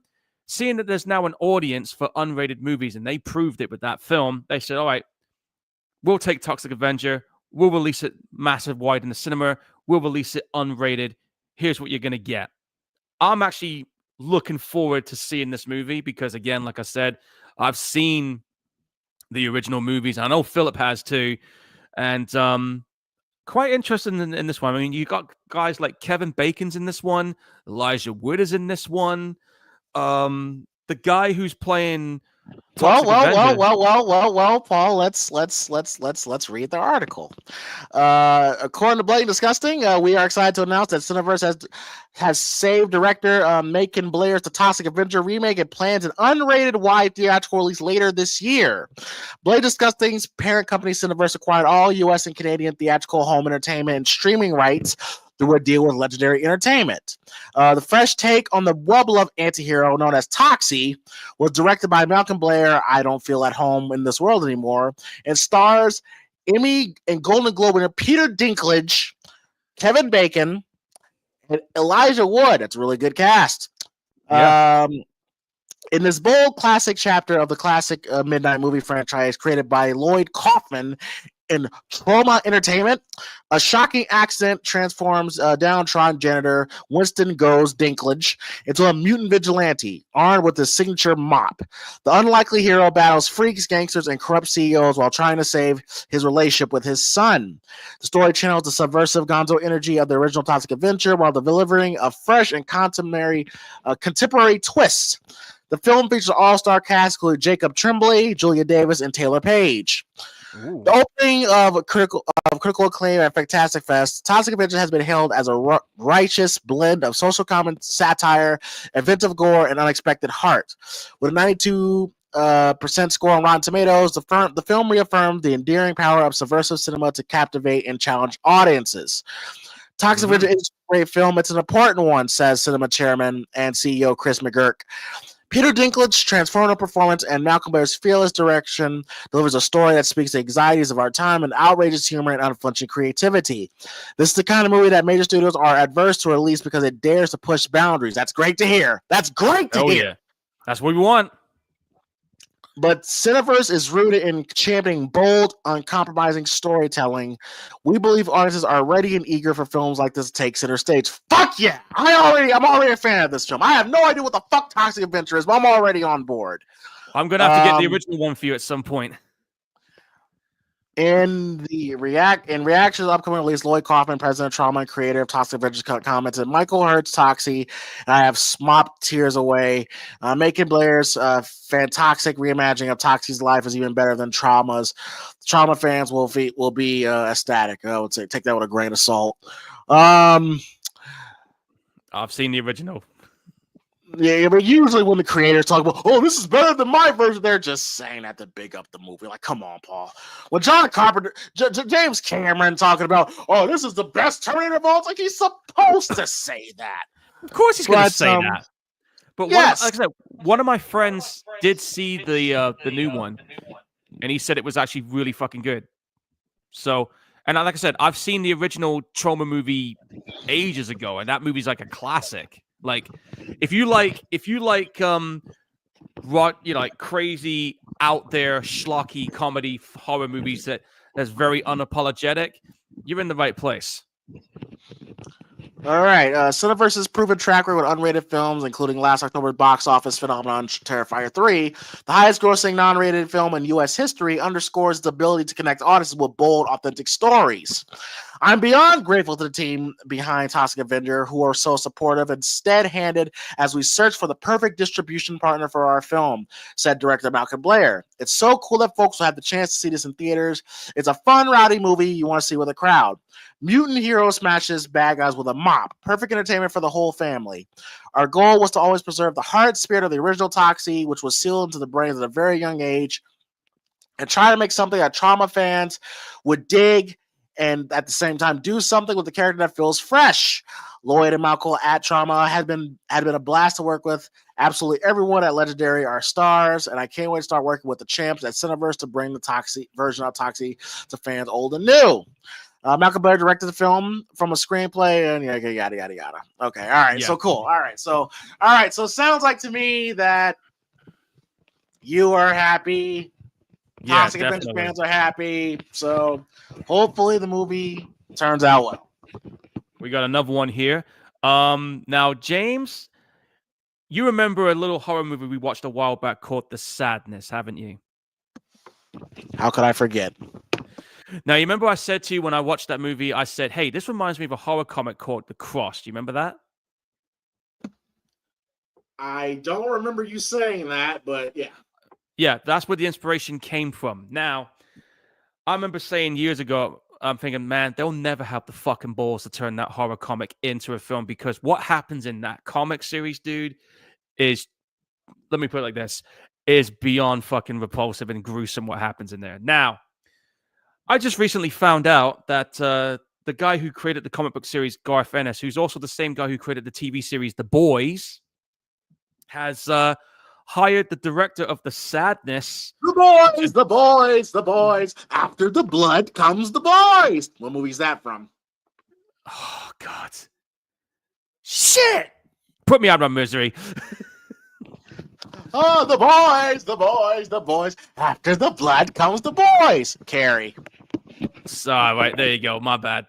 I'm old, guys. I apologize. But yeah, yeah, the guys who did that, they hired the director of The Sadness. We are going to get a movie adaptation of that horror book comic series, The Crossed. And I'm telling you right now, James, you got the guy who created the comics involved in this. You got one of the comic book series and writers involved in this, writing it. You have the director of The Sadness directing this movie. And Rob Jabaz has clearly said that comic book series was the inspiration for that movie. Now, I have every single volume of that comic book. I have all 18 volumes of the main series. I have the Wish You Were Here spin-off series. I have Crossed 3D. I have Crossed 100, which is set 100 years after the outbreak. And that was written by Alan Moore. I know how gruesome, I know how brutal this shit gets. You think The Sadness was brutal, dude? Go on Google right now. Type in crossed comic book cover images, and you'll get an idea just how fucking crazy this is going to get. But for those who's never read the comic book, I'm going to give you a little spin on what happens here. You have this unknown pandemic that appears out of nowhere, and people... You said the cross comic cover? Yeah, crossed comic covers images. All right, cross comic cover images. And this will give you an idea what it's like. All right.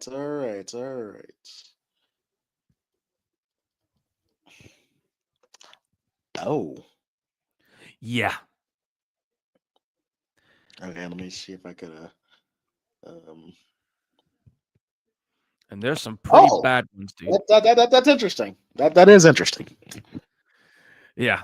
So this infection causes a cross-like rash to appear on their face. Now think of every horrific thing humanity is capable of doing to a person, multiply that by 100, this is what you get. And when you look at a movie like The Sadness, the similarities were there, minus the cross rash on their face. So to get this guy involved in making this movie, the only way you're going to make this movie happen, dude, it has to be unrated. And again, because of the success of a certain movie, we've mentioned it several times already, I think it can happen. Whether it will get released in the UK or not, I don't bloody know, because I know The Sadness is on Shudder in the UK, but it's never been officially rated in the UK because of what goes on in it. And it ain't hard to see why. But yeah, if you've seen The Sadness, you know what you're going to be expecting here. Now, the other piece of news, I don't know if you saw this one too, man, but you said to me a while back, one of your favorite horror movies of last year was The Substance, right? One of them. It was my favorite horror movie, period, last year. Well, you're going to love this. The movie has been nominated for 5 Oscars, including Best Picture. I shit you not.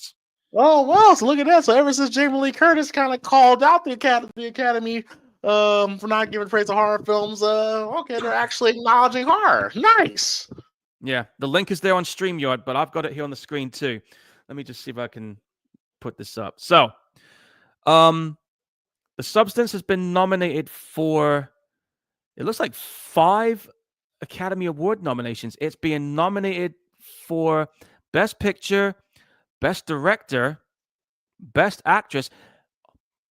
Fucking hell, this movie has already taken home a few Golden Globes already for best performance by an actress in a motion picture, musical or comedy. Yes, Demi Moore. Dude. Yes, Demi Moore got the Golden Globe. Yes. Hey, I think this movie could do it because I mean, what was the last horror movie that got an Oscar win besides Silence of the Lambs? I think it wasn't it Get Out by any chance? I think it did go on to. But yes, but I don't know if I could call it more. I don't know if I could call it a horror film. It's more of a thriller. Yeah, they're trying to mask it as a thriller, but it is a horror movie. Well, it is horrific, but it was more of a thriller. Yeah. But the only horror film we know that got Best Picture was Silence of the Lambs. That's what they're saying in this article here. But I'll tell you this right now. If The Substance does nab that prize, that's going to be a huge win for horror fans. I mean, it's no not. doubt about it. It's not, but it will. It would be a huge win for sure. But it's not though. Yeah. I know, but that's some of the things I've been hearing about. So it's just like, that's pretty cool that it's even done. I've still yet to see that damn movie, believe it or not. I think it's on Amazon Prime to rent. But It's yeah, a here really you go. good movie. It is a really good film. Really good film. I'm gonna have to get my hands on it. But yeah, it's got nominated for Best Makeup Effects, Original Screenplay, Best Director, Best Actress, and Best Picture. It's gonna be going up against films like Anora, The Complete Unknown, Conclave, Dune Part 2, I'm Still Here, Nickel Boys, Wicked, and The Brutalist. So that's what it's going up against. I'm all for it. I'm all for it. Really cool. You know what? I haven't been interested in the Oscars since Mad Max Fury Road. So you know what? I might actually watch this just to see it win. Hopefully it does. It's a tall hill to climb, but yeah, it would be cool if it does. Would be yeah. It all depends, man. We just have to see what happens. I mean, a couple other movies got snubbed. I know that. I mean, one of them was what was it? Some people are saying Furiosa should have got a nod, but I'm thinking it wasn't as good as Fury Road, so I can see why that one didn't get it. And then some people were saying about Civil War, which I did watch, and I actually did quite enjoy that film. But I don't know. I'm not in charge of the Oscars picking them, so I can't really comment on that. But that's what happened on that one. But hats off to these people involved in that. So we'll have to wait and see. Just seeing what else we got going on here because I've been a little bit inactive with the movie news because, like I said, guys, someone spooked me the last couple of days. Let's see what we got here.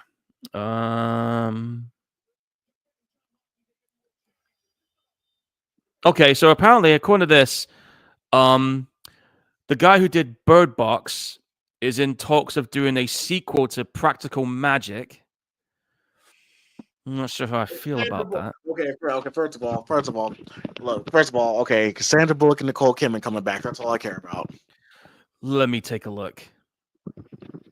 I'll post a link here for you guys as well, so you can read it. Can't do a Practical Magic without Nicole Kidman and Sandra Bullock. I don't remember shit about the film, but the only reason why I watched it as a little kid because I knew Sandra Bullock and Nicole Kidman was going to be in the film because I think Sandra Bullock is fucking hot. So yeah.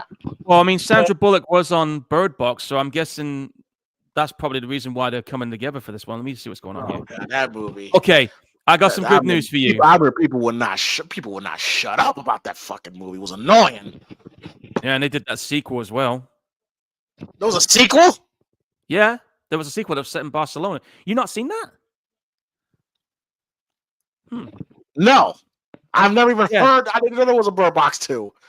Yeah, it came out on Netflix back in 2022, I think. But yeah, the good news is Sandra Bullock and Nicole Kidman are set to return as the Witch Sisters in the Black Magic or Practical Magic sequel. So that is happening. They're both back on board.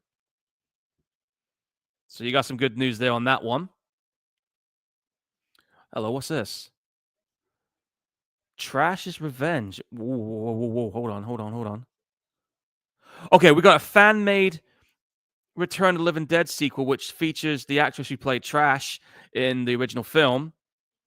It's being completely funded through Sinbacker. And wait a minute. They're going to be using CGI to bring back two of the cast members that are no longer among the living. I don't know how I feel about that. How do you feel about that? Because we know we got we have a proper Return of the Living Dead sequel coming at the end of this year, but I don't know how I feel about. I mean, I'm open to the idea of having a fan made one done by one of the original actresses involved, but the idea of bringing dead people back through CG, it's kind of hit and miss. I personally think that shit's disrespectful. Personally, Yeah, I mean they kind of did something like that with the Star Wars movie, and I think they did it with that Romulus movie. Oh, Scary Movie's going to be coming out in 2026. That's the only thing I got on that one. let's go. Oh, hello. Barbarian director Zach Krieger is going to be writing and directing the. We got a new Resident Evil movie coming. Oh boy. Here's the thing, and I'm people's going to think I'm crazy when I say this, but I don't give a fuck. I'm going to say this right now. The first two movies, I'm sorry, I didn't go much on. I liked the Resident Evil movies from Extinction to Final Chapter because I felt they became its own movie in its own way, if you know what I mean. Welcome to Raccoon City. You already heard my rant on that when we did Final Destination. You remember how pissed off I was? I remember that. So I was just like, fuck out of here with that one. So the first two movies and Raccoon City I didn't like, but the ones from Extinction to Final Chapter I consider pretty damn good Resident Evil movies. Call me crazy, I don't care. But all we know is that the guy who did Barbarian is going to be directing this new one. And I think it's... Hang on, what's this here? The rumor I've been hearing is that it's going to be based on Resident Evil 0. And I hear they're doing a remake of that for the video game side of things. That could be good. That could be good. Because, I mean, I did like Resident Evil 0, the one that was set before the first video game. So if they're going to do a movie version of that, all I will say is do not fuck it up like Raccoon City, because you'll hear me ranting like a maniac on here if I end up watching that. I'd be like, well, let's be honest, Paul. I mean, let's be honest, Paul. Like Hollywood has not done the Resident Evil films justice at all. Yeah, but like I said, those particular sequels were okay. Okay, when it became its own thing. Didn't meet up to fan standards. Yeah, but that's the thing. The problem for me, like if you have a movie that's based on a video game that plays it frame by frame like the video game, most of the times they usually fall flat on its face. The only movies based on the video games that I've seen that played frame by frame that were all right would be Silent Hill and probably the Sonic the Hedgehog movies and probably Mario as well. Some people will say Last of Us as well, but they did things a little differently on there too. But if you want to have it like frame for frame, I would say Silent Hill and the Mario and Sonic movies. Just my personal take. I'm just seeing if anything else has popped up on Bloody Disgusting. I'll have to fish through the news a minute. Hang on. I'm fishing. Now, apparently that new movie, The Monkey, has broke a massive trailer viewership record for an indie horror. So that movie, a lot of people have been watching that trailer. I mean, if you got the guy that did Long Legs involved in it, of course it's going to cause a major traction. It will. Yeah. Oh, hello. A Screenboat reaction trailer features new footage of David Howard Thornton as the Steamboat Willie Killer Mouse version was shown at some screening. I'm looking at this image right now. All right, I'm going to send it to you on StreamYard. See what you think of this. Because we already saw one image last time, but here's another one that's kind of peeked out. But I think there's a video to it as well, but I'm not going to click it right now. But the link is in this article. But it's due for release in April of 2025. It seems like they filmed the crowd reaction to the trailer at the recent advanced screening of this movie in Las Vegas. And some people say if you like the Terrifier movies, you're probably going to like this one. That's what they're saying here. Some audience reactions to it. Looks fine. Looks fine. I mean, there's not much I could do off an image, you know, like. Yeah. I'm gonna have to see if I can find this actual trailer when they actually do eventually drop it on YouTube. But I'm actually interested in seeing it. I think it might be a fun movie. I mean, it's not gonna be like groundbreaking or nothing, but I think it would be a fun film to watch at some extent. But I don't know. We'll see. But yeah, that's pretty much all the movie news I can find at the minute, because as you know, it's January. It's usually a slow time for movie news at the minute. We'll probably pick up around spring. The worst month ever for movies. But yeah, all right. Well, in that case, let's get on and talk about episode 106 of the PrimeTime Gorehounds, which will be next Friday. So next Friday, PrimeTime Gorehounds. We're going back to the 80s. In my opinion, one of arguably the most underrated, underappreciated slasher film of that slasher era. The golden right smack dab in the middle of the slasher era is this movie which has my favorite Friday the 13th final girl, Jenny, aka Amy Steele, is in it. And yeah, I think this is a very underrated, underappreciated film, and we're gonna go with 1986 April Fool's Day. And this will be my first time watching it, folks. Yes. Literally. Yes. Definitely looking forward to that. I think that movie deserves some love on this channel. Oh yeah, definitely. Okay, then. Well, for me, I got a couple of movies in mind. One of them is an 80s one, and I have two sets of double bill movies here. So, do you want me to pick an 80s film, or shall we do a coin toss on which movie double bills I have in mind? It's your choice, dude. I know, but I'm having a hard time picking. All right, you know what? If you're going to be doing this before we did the show, Paul. I've had a weird week, you know that. All right, anyway, all right. Okay, let's go to 80s.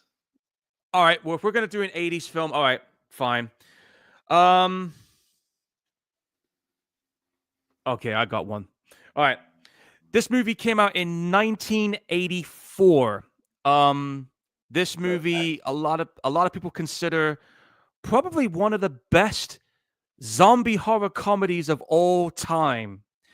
And I will say this right now, if it wasn't for this particular movie, you wouldn't have Zombieland, and you sure as fuck wouldn't have Shaun of the Dead, because a lot of these zombie horror comedies you see that came out after this movie were heavily influenced by this movie and its vibe. And plus also has arguably one of the best 80s punk rock soundtrack you could ever have for a movie like this. Do you know which one I'm talking about, James? I'm sure some people do. So my next pick... Go on. I think so. Go ahead. All right, guys. My next pick. Hide your brains, because it's Return of the Living Dead. Motherfucker. I knew it. Okay. All right. I dig it. Two 80s films. You know, I'm always down for that. Oh, yeah. All right, so Return of the Living Dead. I haven't seen the movie since I was like, maybe since I was a kid. So it's been a while for me. I remember the movie greatly, but it's been a minute. Yes. This is that's gonna be a good one. All right, so sweet. So next week will be April Fool's Day and the Return of the Living Dead. Definitely looking forward to those films for sure. Well, all right, Paul, go ahead and tell the folks where they can find you. All right, well, if you're on Facebook, type in Paul Burt's Photography Corner. There's going to be a whole heap of photos coming up later this week, because I'm going to be tomorrow taking photos of an upcoming show that's going to be playing. We got War Crab and Mechanized playing, and that's going to be a fun show, because anytime those two bands play, it's going to be a guaranteed fun night. So if you're on Paul Burt's Photography Corner, you can find it there on Facebook. If you want to see some cool horror stuff, type in Support Indie Horror. That page has been going for 15 years now. We got close to 10,000 followers. A lot of cool content in there when it comes to movies, horror books, horror podcast channels, any things like that. Any upcoming stuff, you will find it all on there. If you want to see random photos, I'm on Instagram. I might be creating another video for my TikTok channel because the Venice Carnival is coming up, so I'm gonna maybe post another video collage of that. And if you're on Blue Sky, you can find my photography work on there too. I'm picking up a lot of traction on there as of late when it comes to people checking out my photos. So good stuff at the minute.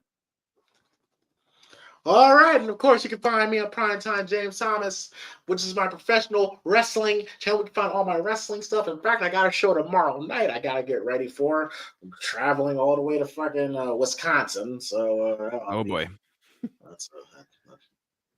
Wisconsin's an interesting-ass state. I love Wisconsin, but it's very interesting. So, yeah. And of course, you can find me, of course, on here, PrimeTime Movie Network. We can find all the other Primetime Gorehound episodes, all 104 episodes of them. And of course, you can find me over at the Primetime Podcast, which is my professional wrestling podcast channel. Be sure to hit the like, subscribe button on all those channels. Don't be afraid to share the video as well. And Paul, I don't know about you, but I think I'm ready to get on out of here because I got to go body slam somebody tomorrow. So... Hey, might as well. Might as well.